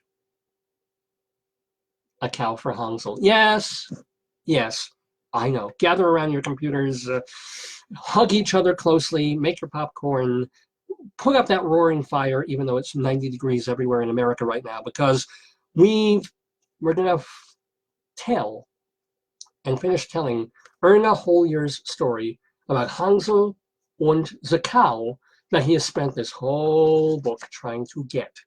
See, here's the deal, and I don't have to tell the story ever again. I was in our auto shop almost it might have been half a year ago at this point, having our brake pads done on our Subaru. This is before we started dealing with the hail damage. It was time. Our Subaru is it's a Subaru. It's a 2007 model, and we got it in 2009 or something like that. So it was time for the brake pads to be done. While I'm waiting to talk to the wonderful people who work there, I go poking through their basket of things to keep people occupied and entertained in case they're waiting while something is being fixed. So, of course, you got the local newspaper, the Greeley Tribune, in there. You've got auto magazines. I think you probably have a Reader's Digest. And, of course, these books and magazines for kids, because they're the worst. They're the ones who are sitting there while mommy's dealing with, fix this, pay this, do that, what's wrong. So they got the Dr. Seuss things and the regular children's books, but they also had this. I saw this cover. I saw this book. It was like nothing I'd ever seen in terms of a children's book. And I was like, oh. And look at the illustration. Look at the care and sort of the feudal German pre-Nazi drawing of Hansel. There he is, young boy Hansel, und cow, in a cow for Hansel. Which, and even more interesting, and I didn't know this at the time when I asked to borrow the book, was the author, Ernie Holier, it says, is actually a woman named Erna Holier. So I'm sure she went by the nickname Ernie, which was helpful if you wanted to sell a boy's book, because what boy back in 1967 was going to buy a book written by a woman? Those were the times, I guess. So, and it's a very boys-ish book, and it has to do with a young Bavarian child. That's not that young anymore. He's old enough to work. He certainly does a lot of work in the book. He's poor. His family is very poor, but loving, and they do their best, scraping together to get by. And what happened was, and this is magnificent. If you go to Amazon, because I mean this book is long out of print, but if you look, not even at the description of the book on Amazon, but if you look for the reviews on Amazon, and there are no reviews of it, here's the one line about the book. Here is why I had to grab this book. This was printed on Amazon. It says, after the cattle plague killed off many of the farm animals in the village of Oberhausen, Hans Hohenleitner's great ambition was to own a cow. How could I turn down the opportunity to read a book about a German child? His family has just been ruined by a cattle plague, and more than anything, more than a girlfriend, more than wealth and riches and fame, he wants a cow. So I got this book and I started reading it to make fun of it, essentially on Dave's Gone By, to go through the book and poke fun and probably stop after a chapter or two. And what happened is the book is actually pretty good. And it's a good story. It's a little hyper-religious in parts for my taste. And then some parts have not aged that well since 1967. But at the same time, there's still that basic kernel of, oh, here's a good kid. He's working hard. He does whatever he can. He helps his family. He goes to work for a farm that's a few houses down the road. That farmer is doing a bit better. And he allows Hansel to use a patch of land that nothing grows on, that is completely overrun with mountain goats and bad animals. And Hansel says, look, don't even have to pay me. If you let me grow my own potato crop on that land, then I will, that'll just be enough. And I can take those potatoes, sell them, so my family can buy a cow. And the neighbor agrees to do this. So as we're getting into it, I still poke fun of the story, but I have fun with it. And at the same time, I'm like, okay, wow, what's going to happen? Because the family's now at their lowest ebb. Well, the veterinarian who couldn't save the family's cows, well, you know how veterinarians are, they still are going to be paid whether the patient lives or dies, as is any doctor on your HMO. So he's the bad guy in the piece, the evil. I'm going to have him represented by this worm today. If I don't think he'll show up in this because, well, maybe he will, but it's hard to see. But this is a worm. Yeah, it is too hard to see. Okay, take my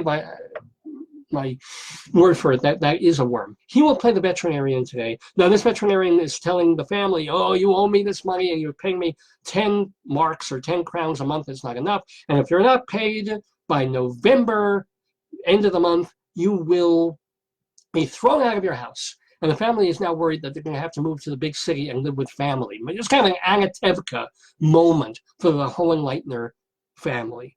So they're facing this. Hansel, he grew his potatoes. He worked so hard. He went to market to sell them, did not get the price that he expected for them. So, he got some money, and that ended up going to pay the veterinarian, and the veterinarian was also going to take his prize calf. Didn't do that, but it's a calf. He can't eat him yet. And they need it for milk and babies, all this stuff going on. And Hans has just gone through, so he fell off a tree. He was attacked by a wild boar. He was attacked, a sheep attacked by wild dogs. This kid, oh my God, this, not a life. I've had a bad summer. He's had a worse summer. And yet he still puts his faith in God that everything's going to work out. So we're coming upon the very last chapter of A Cow for Hansel. I have not read this in advance.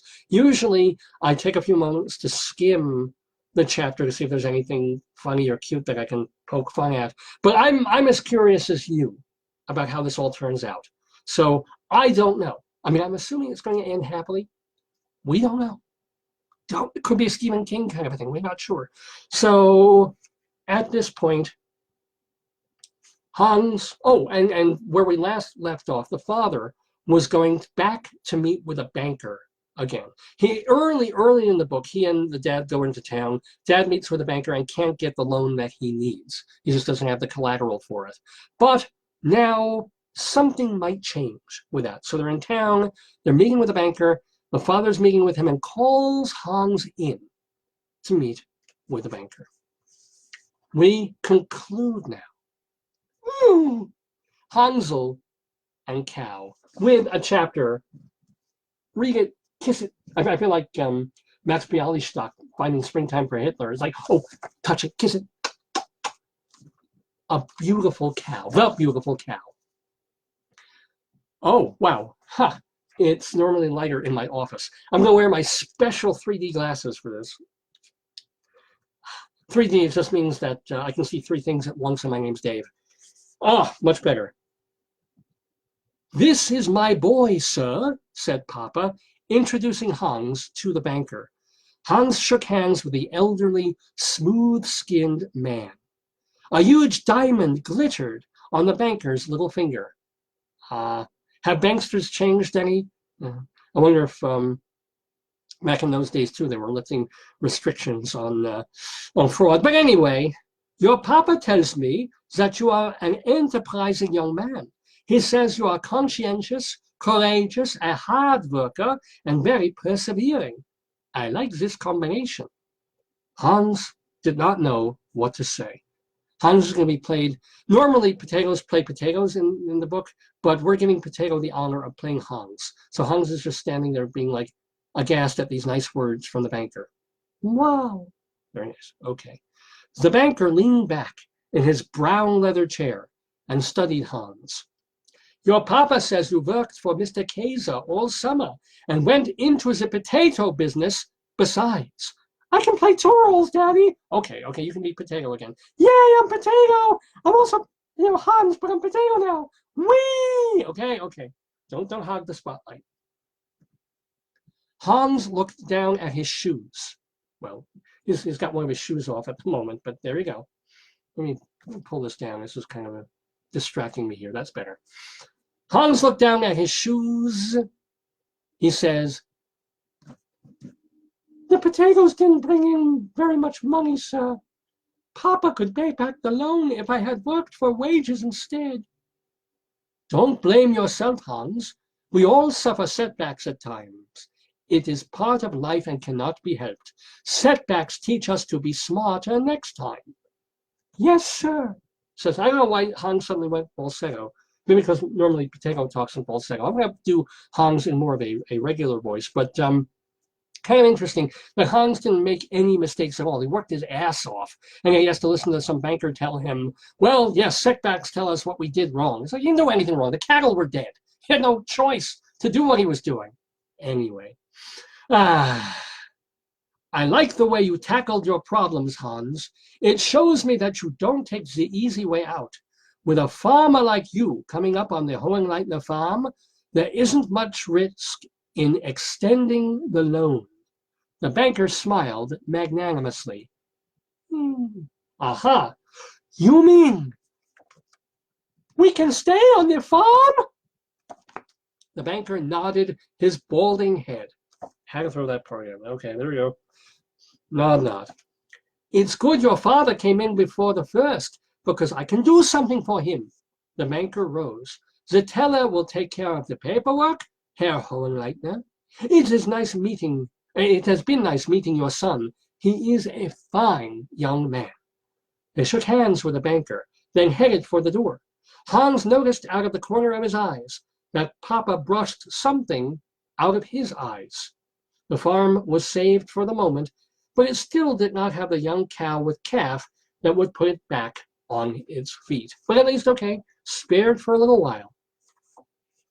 The teller drew up the note. Papa signed it. As Papa left the bank, Hans noticed that he seemed to walk just a little bit straighter. Okay, can we do this, Potato? Yes.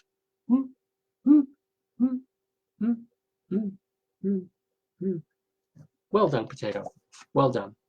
On the way back to the station, they passed the newspaper office building. Papa read the front page of the newspaper in the display window. Something to do about Jews bombing something.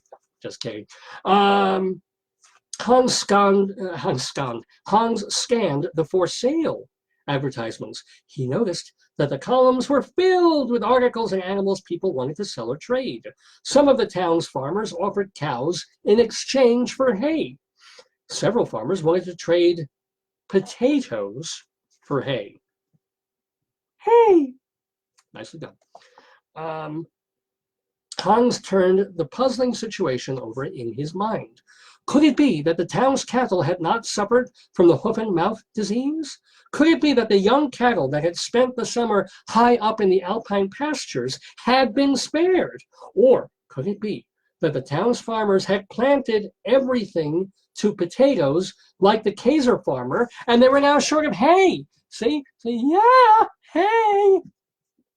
So exciting, isn't it? It is. If he had only kept his potatoes. Hans ran his index finger along the cold glass pane and read again an advertisement that had caught his attention. Lack hay?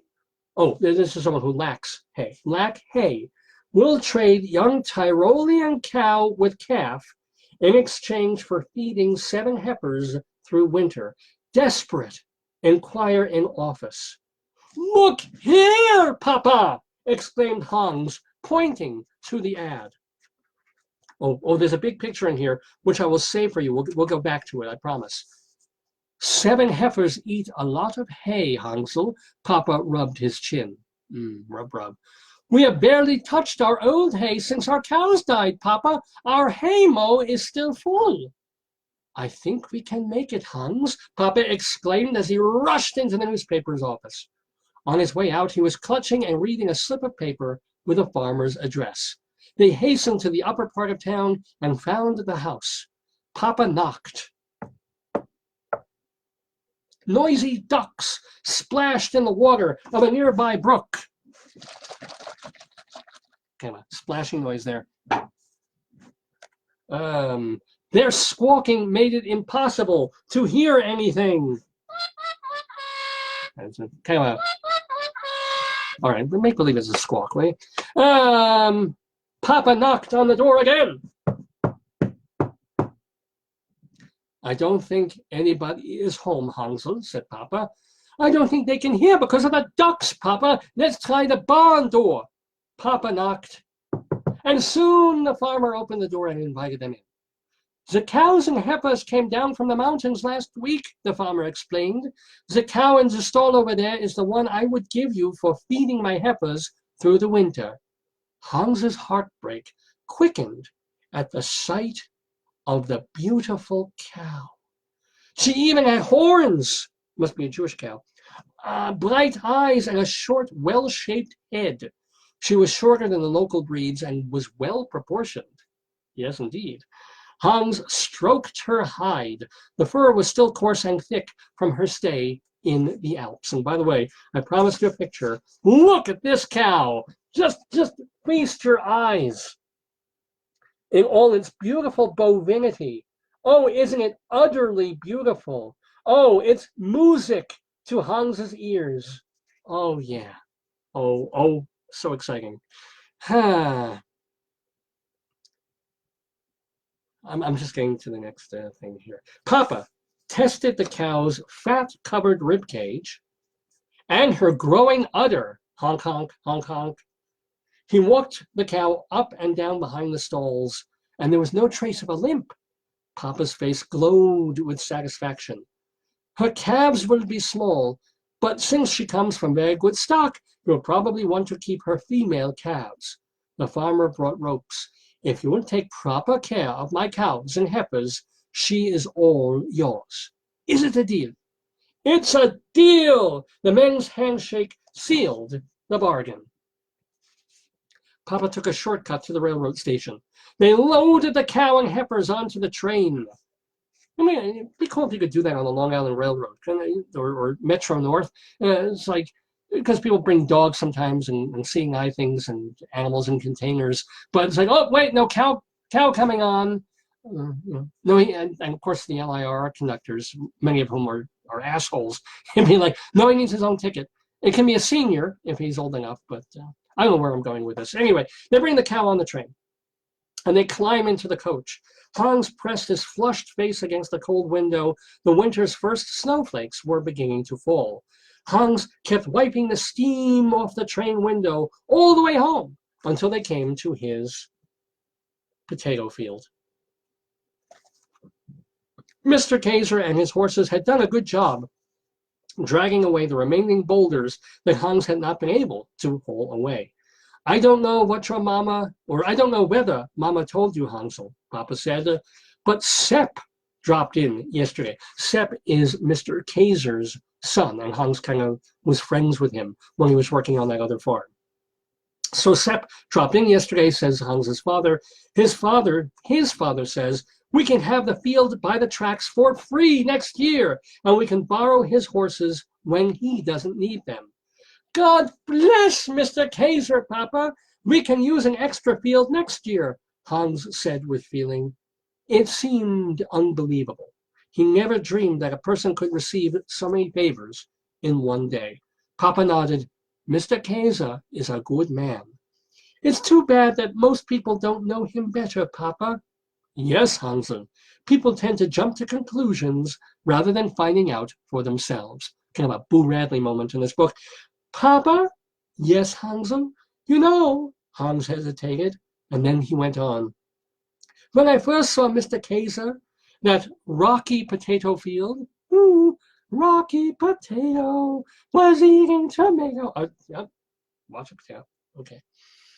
When I first saw Mr. Kaiser and his rocky potato field and the cruel veterinarian, I knew he'd show up. I jumped to conclusions. Did you? Papa fixed his steady gaze on Hans. I jumped to conclusions, Hans repeated, and I was scared. But I learned something, Papa. What I mean is, if you tackle your problems instead of running away from them, they can usually be solved in time. Giving up doesn't do any good at all. I'm glad you're finding that out, Hansel, Papa smiled. And you know what? Mr. Kaiser found out the same thing. Mr. Kaiser? Yes. After his wife died, he went around as though he had herpes, gonorrhea, syphilis? No, as if he had nothing left to live for. Most of the villagers couldn't understand his seriousness, but Widow Braun looked beyond the surface. Did you know they're getting married? They are? Thank God for that. Hans felt warm with gladness, and then a little embarrassed because he also saw them going like, don't want to see Mr. Kaiser and the widow doing that. But anyway, the train rolled into Hugelfing. Yes, there's nothing like Hugelfing. Getting cow and heifers off the train was a hard job. A cold winter wind was blowing across the road, hurling leaves and snowflakes into Hans's face. Oh, but Hans did not mind. Driving the cows through the village drew a lot of attention. People came from all directions to look at the herd. This direction, and then that direction, just coming from everywhere. They wanted to know where the cattle had come from. When their new cow, the other cows and heifers, the sheep and the goat were at last safely in the barn, Papa smiled as he hadn't smiled in a long time. Hans was glad to see Papa happy again. The barn glowed with a new warmth. Hans filled the feeding trough with choicest hay. He did not even mind the goat's greedy stealing. Ooh, that goat, ooh. We'll sell the goat as soon as our cow has milk, said Mama, her cheeks pink with joy. And her face was pink with joy as well. Hans took a long look at the goat. There wasn't anything really wrong with having a goat as well as a cow. I guess he's not kidding. I don't mind her anymore, Mama. I guess I can learn to drink goat's milk as well as anyone else, he said. Mama hugged him as she hadn't hugged him for years. God has blessed us more than we deserve, she said. Oh, bullshit. The things this family has gone through. The pain, the suffering, the dying of the cows, the evil veterinarian, being turned down by the bank guy, the kid being attacked half the time by wild animals, working like crazy, being disappointed, and it's like, more than we deserve. We're poor, nothing little people. We don't want anything, just to live and with them. Hate that attitude, because it's the attitude I've had for 54 years. But anyway, God has blessed us more than we deserve, said Hans's mother. Isn't there something we should do, Hansel? Hans saw Mama's sparkling eyes. I guess she doused them in sparkling water, and he knew what she meant. Together, Papa, Mama, and Hansel knelt down in the straw and thanked God for his kindness and generosity. When they lifted their heads, Hans noticed that the wind had died down and snowflakes as big as silver coins were drifting past the window. For a while, they whirled and danced in the air. Then slowly, they cloaked the village with a soft white blanket.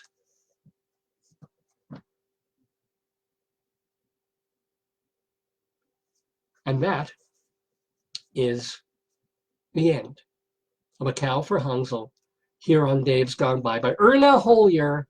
Quite a lady. I've been trying to get her autobiography. She wrote one late in her life. I think back in like 2000. She died in 2007 and she wrote a book in 2001. So, I mean, she went through everything. She got out of Nazi Europe and she had breast cancer and other kinds of cancers, and she had one husband, and it's an amazing life that Erna Holyer had. So certainly we thank her in memory and in absentia for giving us so much material for all these many weeks in the Daverhood. That was part 20, the final part of A Cow for Hansel here on Dave's Gone By. So I hope you've enjoyed it. I've certainly enjoyed reading it. I'm tempted, more than tempted. I'm probably going to do something like this again very soon. And I have a couple of possible books that are actually in my office at school that may be the next StoryTime edition in Dave's Gone By. They're very different kinds of books. So you'll just have to tune in the weeks ahead to see, how can he possibly top A Cow for Hansel? here on the Dave's Gone By Facebook program of the stream, where it is 10 after 12 Mountain Time here in Greeley, Colorado, where I, Dave, do this program. It is our 662nd episode. We've called it Sweeney Odd in honor of our fine guest, director Ethan McSweeny, talking to Rabbi Sol Solomon. Now, you know that you can go to Ethan McSweeney's theater now in Stanton, Virginia, the American Shakespeare Center, and start seeing the shows that they're doing there. If you want to know more about Rabbi Sol, then check his website, shalomdammit.com, shalom, D-A-M-M-I-T, shalomdammit.com, and that is a place to read and hear his rabbinical reflections, his you can watch 10 episodes of his wonderful television program that he did for Long Island Cable TV about 10 years ago. You can even also see a recording, a video of his stage show, Shalom Dammit, An Evening with Rabbi Sol Solomon, back when he first did it at the Richmond Shepherd Theater off Broadway. So it's the full 2-hour version before he cut it to a 1-act. So you can see what worked, what didn't quite work, what did work but had to be cut for time, and it's a marvelous piece. So please go check that out. It's all at shalomdammit.com. Now I bring up Rabbi Sol because he's back with us now. He hasn't done a rabbinical reflection for us in a while. So it's time. It's long overdue. I think his last one was when we did our Tony show. His reflections are mini sermons. He talks about the state of the world, the state of Judaism, stuff in our culture and politics. But other times, he just wants to have a little fun. And he usually does that by gathering some jokes, new and old, telling the jokes, and then, of course, having his own Solomonic interpretations and wisdom grafted onto them. So, it's Rabbi Sol. What else can I say? So it's his rabbinical reflection. I'm going to have to find it there. Oh, I think we got it. Yeah. Ladies and gentlemen, without further ado, the one, the only, the Jewish Rabbi Sol Solomon. Hello, it's me, Rabbi Sol, with rabbinical reflections for you all. I come from Temple Sons of Bitches here in Great Neck, New York. Shut up and pay attention to me. Shalom, damn it. This is Rabbi Sol Solomon with a rabbinical reflection for the week of August 11th, 2018. Well, my friends, I hope you've been having a terrific summertime. I haven't. I've been in pain. I'm getting angry letters from my accountant, and my local deli raised prices on everything but the free mustard. So I am seething, my friends. But what better way to get me out of my funk, out of my relentlessly pissed off state, than with jokes? I love sharing jokes with a Jewish flavor and then offering a bit of interpretation, some Talmudic reconnaissance, if you will, to put the comedy in a kosher context. Full disclosure, this joke comes from the comedian Jackie the Joke Man Martling, who is not Jewish, but might be circumcised. It's about a guy who has suffered for years with terrible headaches. He's been to doctors, neurologists, acupuncture, meditation, nothing helps. Finally, he visits a specialist who checks his eyes, checks his pulse, listens to his heart, and tells him, okay, I've got good news and I got bad news. The good news is you can cure your headaches completely, once and for all. That's amazing, the guy says. What do? The bad news, the specialist says, is that you must have your testicles removed. What? Screams the man. Castration? I'm sorry, says the doctor. That's the only way. Chop off the testicles and you'll be fine. Distraught, the man goes home to think it over. But he can't think because his headaches are so bad. Finally, he says, I can't take this anymore. I'll do it. So he goes for the surgery, cuts his nuts off. After a couple of days recovering, he's walking around the house, cleaning, dusting, and he realizes, oh my God, I'm not in pain. My headache is gone. I feel great. He starts dancing, singing. He's so happy, he doesn't know what to do with himself. That's when he thinks, I feel like a new man. So I'm gonna change my life. And the first step is getting myself a new suit of clothes. I feel like $1 million. Now I want to dress like it. So the guy does some research and learns that the best tailor in New York is, of course, in the garment district. He makes an appointment saying money's no object, shows up at the cramped little shop on 38th Street and asks for the famous Chaim Shmulevitz. After a couple of minutes, a wizened old Jewish man shuffles out of the back room. He says nothing as he stares at the visitor, taking him in from head to toe. Okay, says Chaim, you need a Borsalino hat, short brim, size 7 1/4. Then we'll get you a double-breasted executive cut suit, 2 buttons, size 40 regular. The pants, also 40, with a 28 inseam, silk tie with patterning, shoes, you're an 8.5 wide width, Oxford. Oh, and I can't leave out the underwear. You take a Hanes medium V-neck and size 38 briefs. Come back in a week, and you're all set. Wow, says the guy.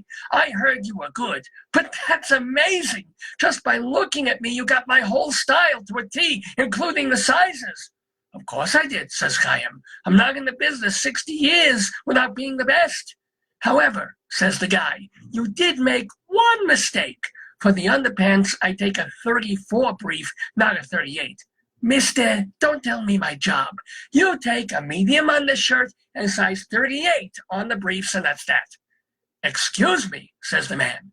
You may know your job, but I know myself, and I've been shopping for my own clothes all my life. I take a 34, or I take my business elsewhere. Okay, says Chaim. The customer is always right, even when he's wrong. You want a 34? 34 it is. But I warn you, if you wear size 34 briefs, your left testicle is going to slide out the side and hang down. The right testicle is going to spill out and mash against your thigh. The middle will pull up in between. You will get the most terrible headaches. Now, what do we learn from this joke? First of all, if you do business with an old Jewish man who has 6 decades experience, you probably want to listen to him. Just as when we consider laws in the Bible, Hashem invented these rules for living 2,000 years ago. So even if we think we know better, we probably don't know better. So if you've been coveting thy neighbor's ox, even today, you're better off disregarding your neighbor and buying your own ox and getting therapy. We also learn from this joke that sometimes the solution to a problem is easier than you think. You just haven't thinked it yet. God knows how many different chemical compounds Alexander Fleming was futzing around with before he came back from a vacation, saw mold growing in a petri dish, and bing, bang, boom, goodbye syphilis. So, whenever you think you have a solution for a crisis, take one more moment to make sure you're not cutting off your beitzim to spite your punim.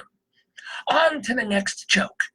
Irving, my second cousin, is a very troubled man. Every night he gets drunk on Manischewitz, and then his wife starts yelling at him, "Oh, you're killing yourself with that alcohol. You keep drinking that much, you're gonna die." Finally, last week, Irving wakes up after passing out the night before, looks across the room, and starts to laugh. "Serves you right, Marjorie," he yells. "You're so worried about me killing myself with booze, but you're the one lying dead with your head bashed in." What do we learn from that joke? Nothing. We learn absolutely nothing from that horrible joke. Let us just move on. Although he denies it, my Uncle Benny has been having hearing problems. He and my Aunt Sophie argue about it all the time.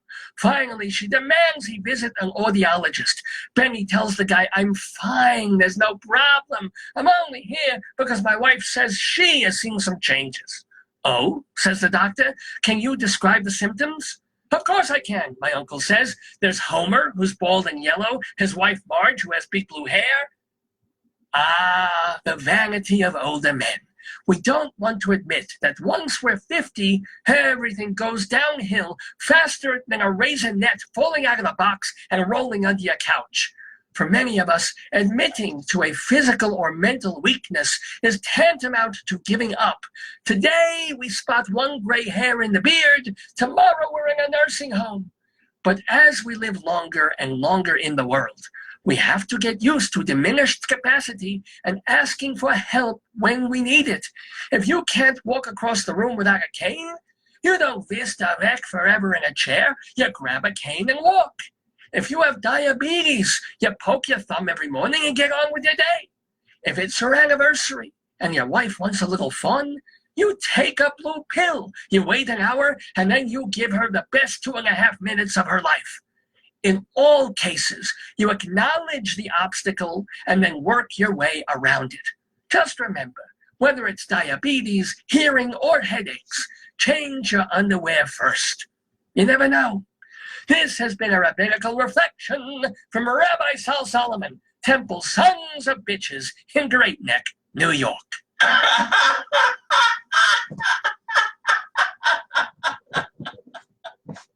On the great Rabbi Sol Solomon here on the Dave's Gone By Facebookio program of the stream. The opinions expressed by Rabbi Sol Solomon and the jokes told do not necessarily represent the views of this radio program or its host, although they usually do.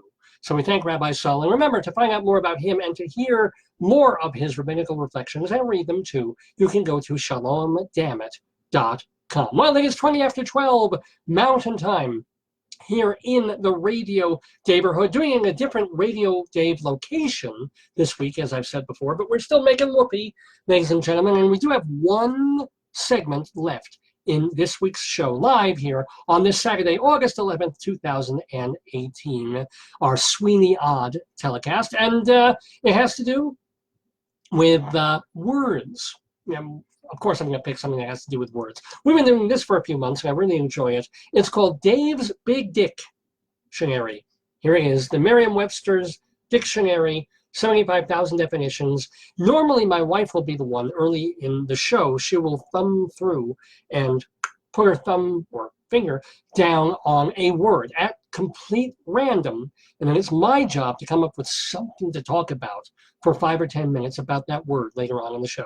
Well, Joyce, as I mentioned early in the program, is away from us this week. She's out having a gay old time in Philadelphia, going to conference there. So I'm kind of stuck with myself alone. And what happens to me?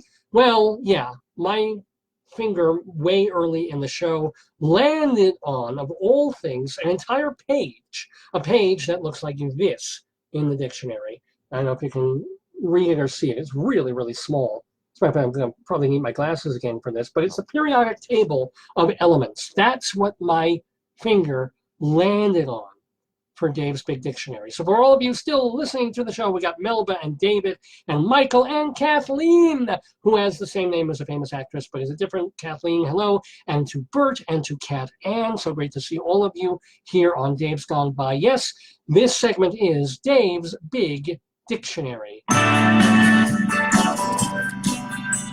Extra, tell all about it. It's Dave's Big Dictionary.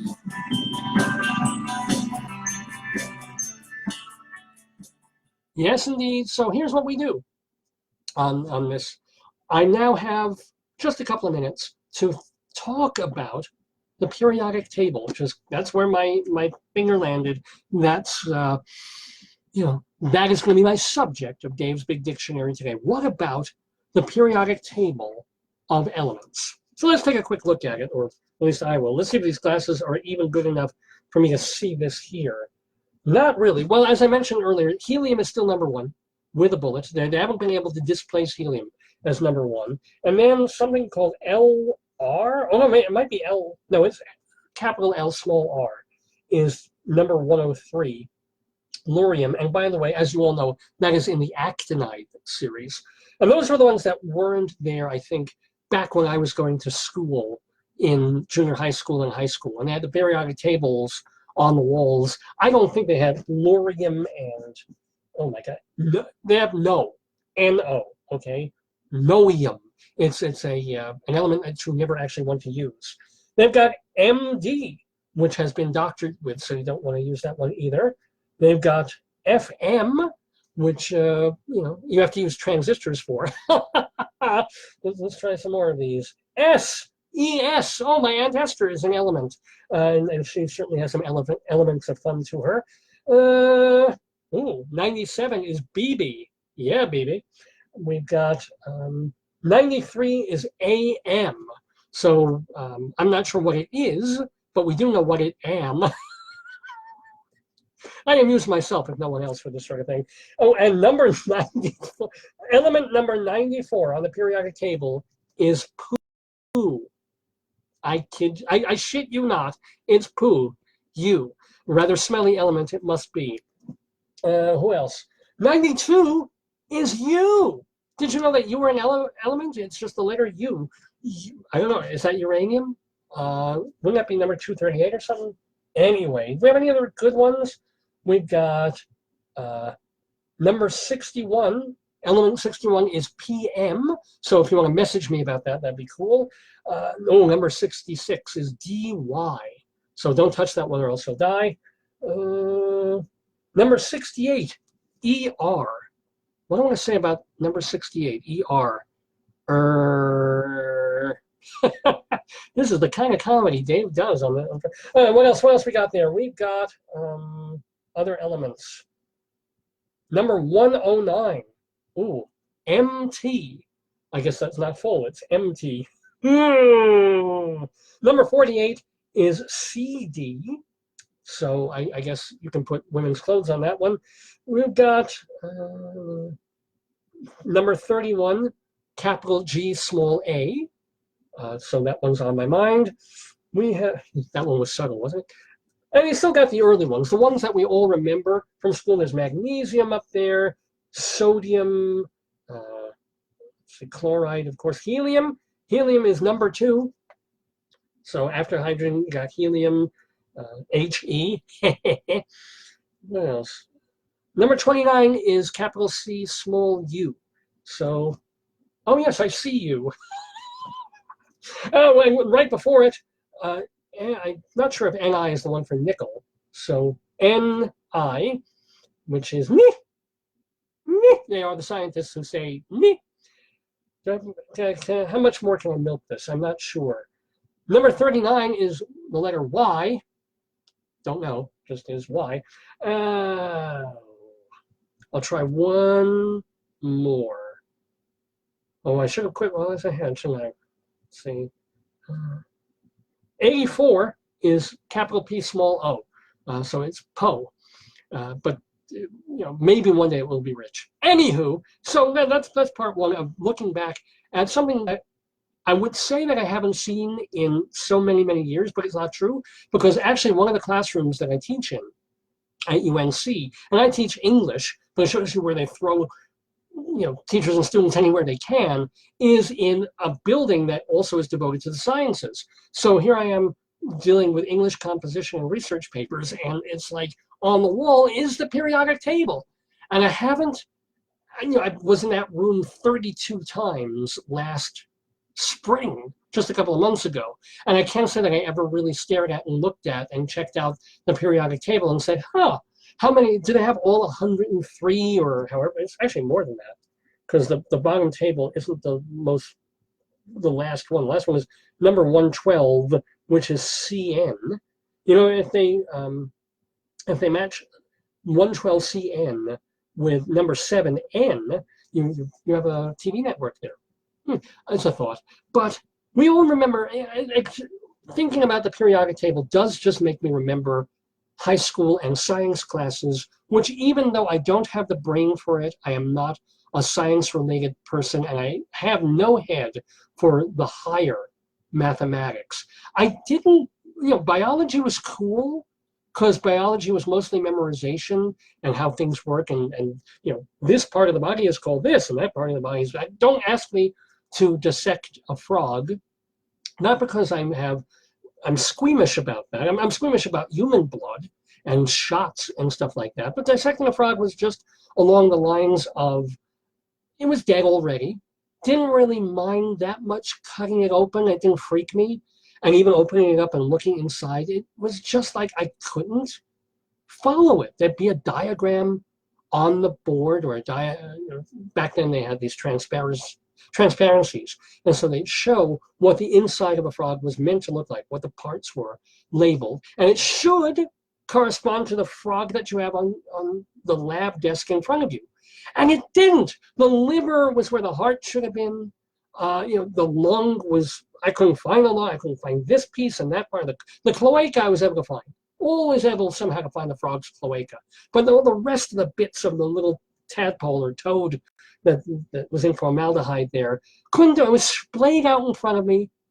All the organs were seemingly there, but they weren't in color like they were on the chart. And I couldn't tell it, well, if that's that, shouldn't that be there? And I knew right then and there, I would not be a vet or not be a heart surgeon or any kind of medical, surgical, doctor type person, not because I squeamish with blood or cutting into things, but just like when I got there, I'd be like, oh, yeah, let's move that around a little bit. That's an ovary. I guess that should come down. Who the hell knows? Couldn't do it. I didn't mind doing it, but not my métier, shall we say. So it reminds me of that. It reminds me of chemistry.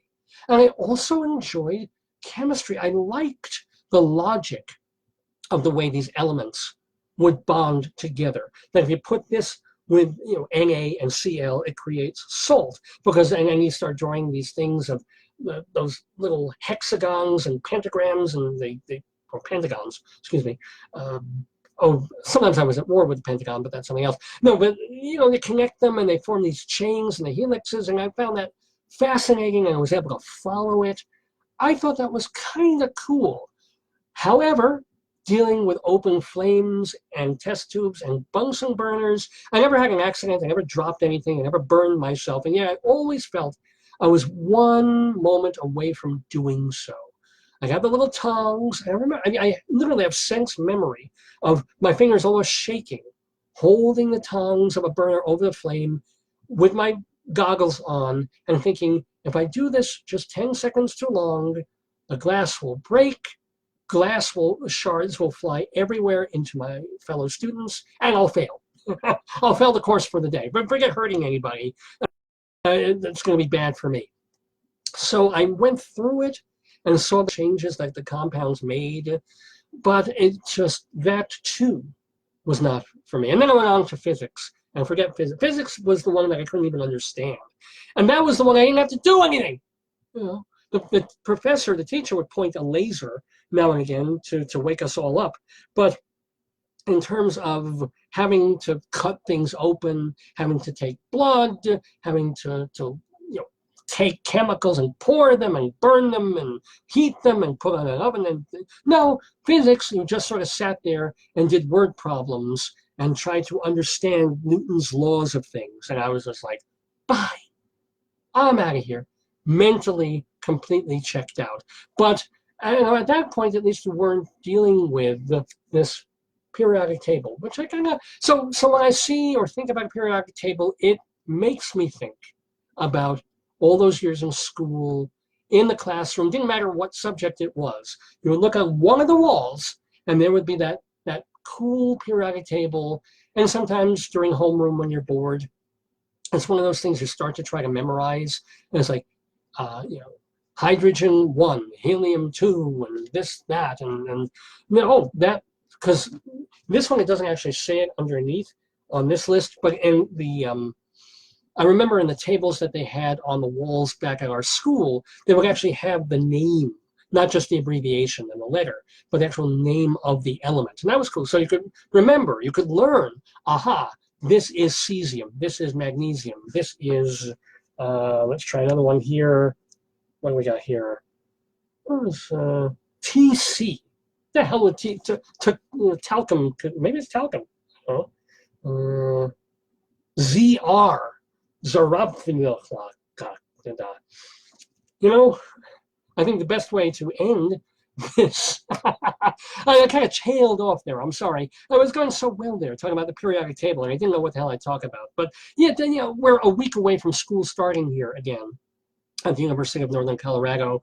And you know, the teachers go back into conferences this week, and I've got to get my syllabi online and get a couple more things copied. So already, even though it's still a week away, I feel it. I feel school started again. So it is kind of apt that I came up with the periodic table. So, oh, no, I'll have to go here to find it. And it occurs to me that it is a salubrious time to play at least part of one of the classic numbers by maybe the greatest comic songwriter of all time, Tom Lehrer. I repeat, the greatest comic songwriter of all time.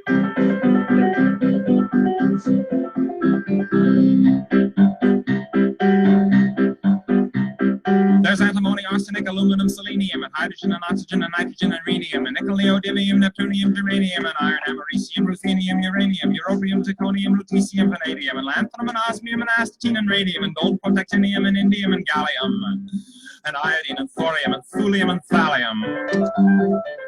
There's yttrium, ytterbium, actinium, rubidium, and boron, gadolinium, niobium, iridium, and strontium, and silicon, and silver, and samarium, and bismuth, bromine, lithium, beryllium, and barium. Ah, the great Tom Lehrer. One of the few songs where he didn't actually write most of the lyrics. They were written for him.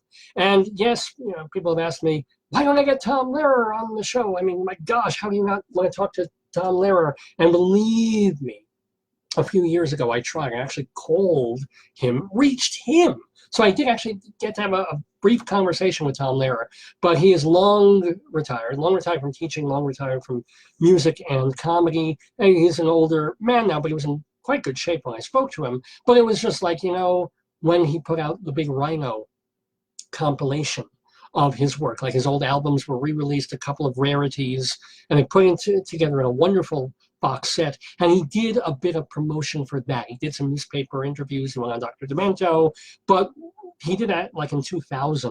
And since then, no, he's a private person, doesn't want to deal with that anymore. He just wants to live deservedly. You know, if anybody, we talk about deserving something, Tom Lehrer deserves to live out a quiet and happy rest of his life. Probably occasionally looking at CNN or MSNBC or Fox News and going, there's a song in that, but I don't have to write it. Anyway, what I do have to write and create and do every single week here on Dave's Gone By is this show. But I love it. I love it to pieces, and I love it to hear from you. So if you like the show, if you have suggestions, if you have thoughts on stuff to do in future episodes, please contact me, and it's easy to do. You can either hit me right here on Facebook, whether it's during the show or during the week. Facebook page is Radio Dave Lefkowitz, Radio Dave Lefkowitz, or you can email me. Kind of old. It's funny to say that email is old-fashioned, but I guess it is. And my email address is davesgoneby@aol.com. DAVESGONEBY, davesgoneby@aol.com. So just email me to say you like the show, or that you have a problem with an aspect of the show, or you wish I would do this, or you miss Joyce, or whatever you want to say. I want to hear from you, because this is your show almost as much as mine. And I hope you enjoy it. I hope that if you missed part of this episode, or you want to hear parts of it again, we had that marvelous conversation with Ethan McSweeny earlier in the program. Remember, it'll be online in a day or so, as are all the archives at davesgoneby.com. davesgoneby.com is the place to find them, going all the way back to our very first episode of October 2002. This has been our 662nd visit to the Daverhood.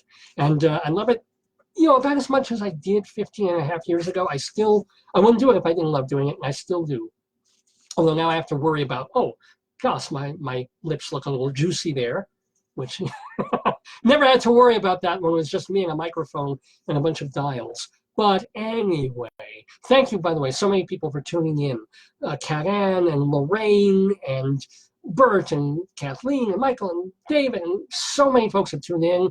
Some folks have messaged me. Remember, you can message me during the week as well. Thank you again to Rabbi Sol Solomon. Learn more about him at shalomdammit.com. Thank you especially to Ethan McSweeny. Go to the theater that he is now artistic director of. It is the American Shakespeare Center in Stanton, Virginia, not so far from Washington, D.C. And by the way, I got to give a shout out and a thank you to Cameron McPherson of the Hodges Partnership for helping set up that interview with Ethan McSweeny. And speaking of interviews, what are we having in the weeks ahead on Dave's Gone By? Oh, we've got some wonderful guests. We have guests that you're going to want to be here for. Who, you ask? Oh, I'm happy to tell you. So in the near weeks ahead, we'll have, first of all, actor Sandy Helberg. Sandy Helberg, you might not have heard of him, but you'll know him. You'll know his face. You've seen him in 3, count them, 1, 2, 3, Mel Brooks movies. Among them, History of the World Part 2, and I think he was in Part 1, and History of, and High Anxiety. I'm a little talked out at 3.5 hours in, folks, but Sandy Helberg, he has stories to tell about working with Mel Brooks, about working in so many Hollywood movies. He also just so happens to be the father of an actor that you've heard of, Simon Helberg, who is Howard Wolowitz on The Big Bang Theory. And we'll probably talk a little bit about his family too. So don't miss Sandy Helberg coming up, if not next week, then the week after.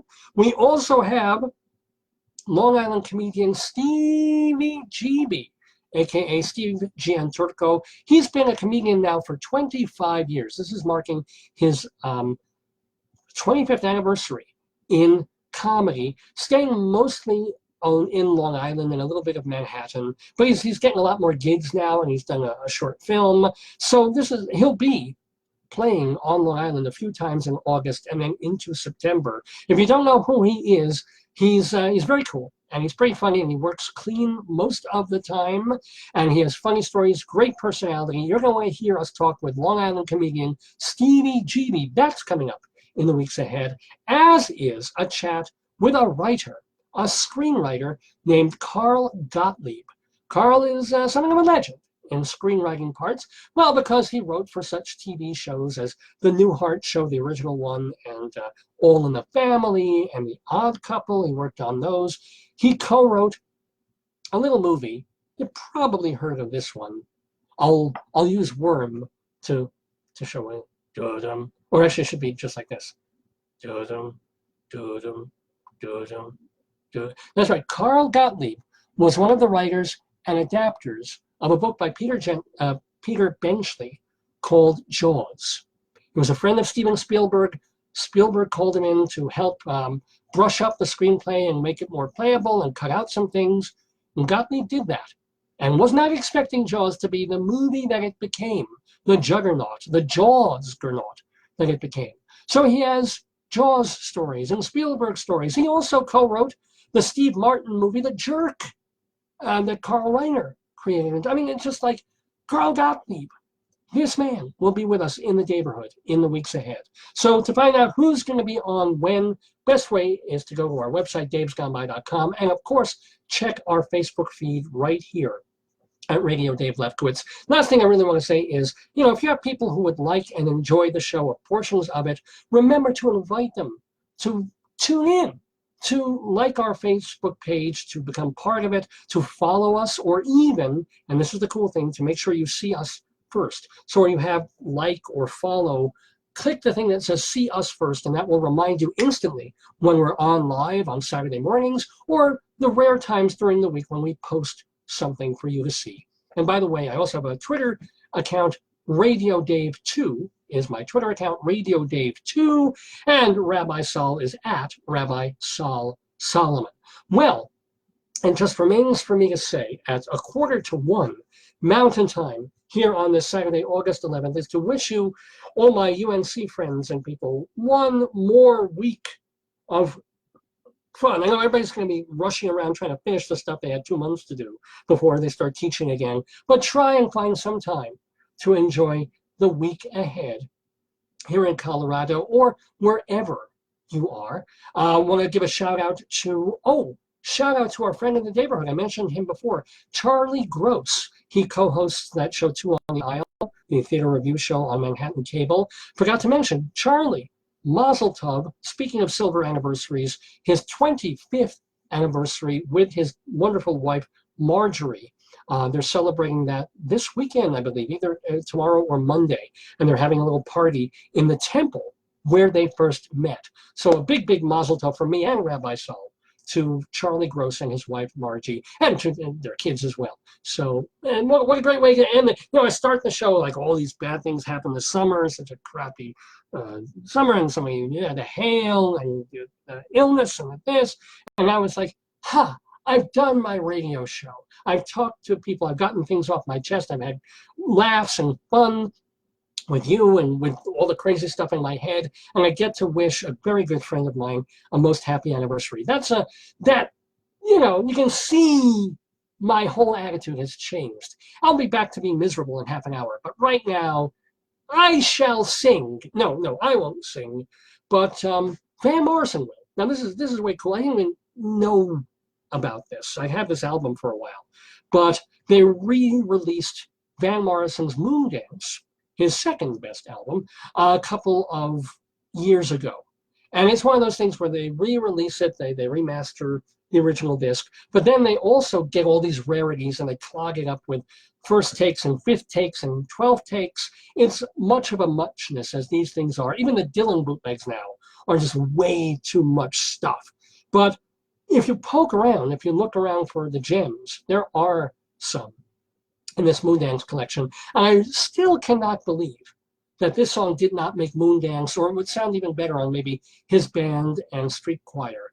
But it's a Van Morrison tune that I actually knew because Toots and the Maytals did it on one of their albums years and years, decades ago, a great Toots and the Maytals album. I'm flew out of my head, unfortunately, at the moment. But anyway, I never knew that there were these unreleased takes of Van Morrison's version of this song, I Shall Sing, which are in a ska rhythm. The interesting thing is, back in 1967 or 68, Morrison was doing ska, and it was Toots and the Maytals who made it a reggae number later on. Anyway, enough talk about the song. Let's play it, or as much of it as Facebook will let me. So I'll just say, have a wonderful week. I'll see you, good Lord willing, the creeks don't rise, next Saturday, 9 to noon, right back here on Facebook and podcast on the Dave's Gone By Facebookio program of the stream. I Shall Sing and Gone By.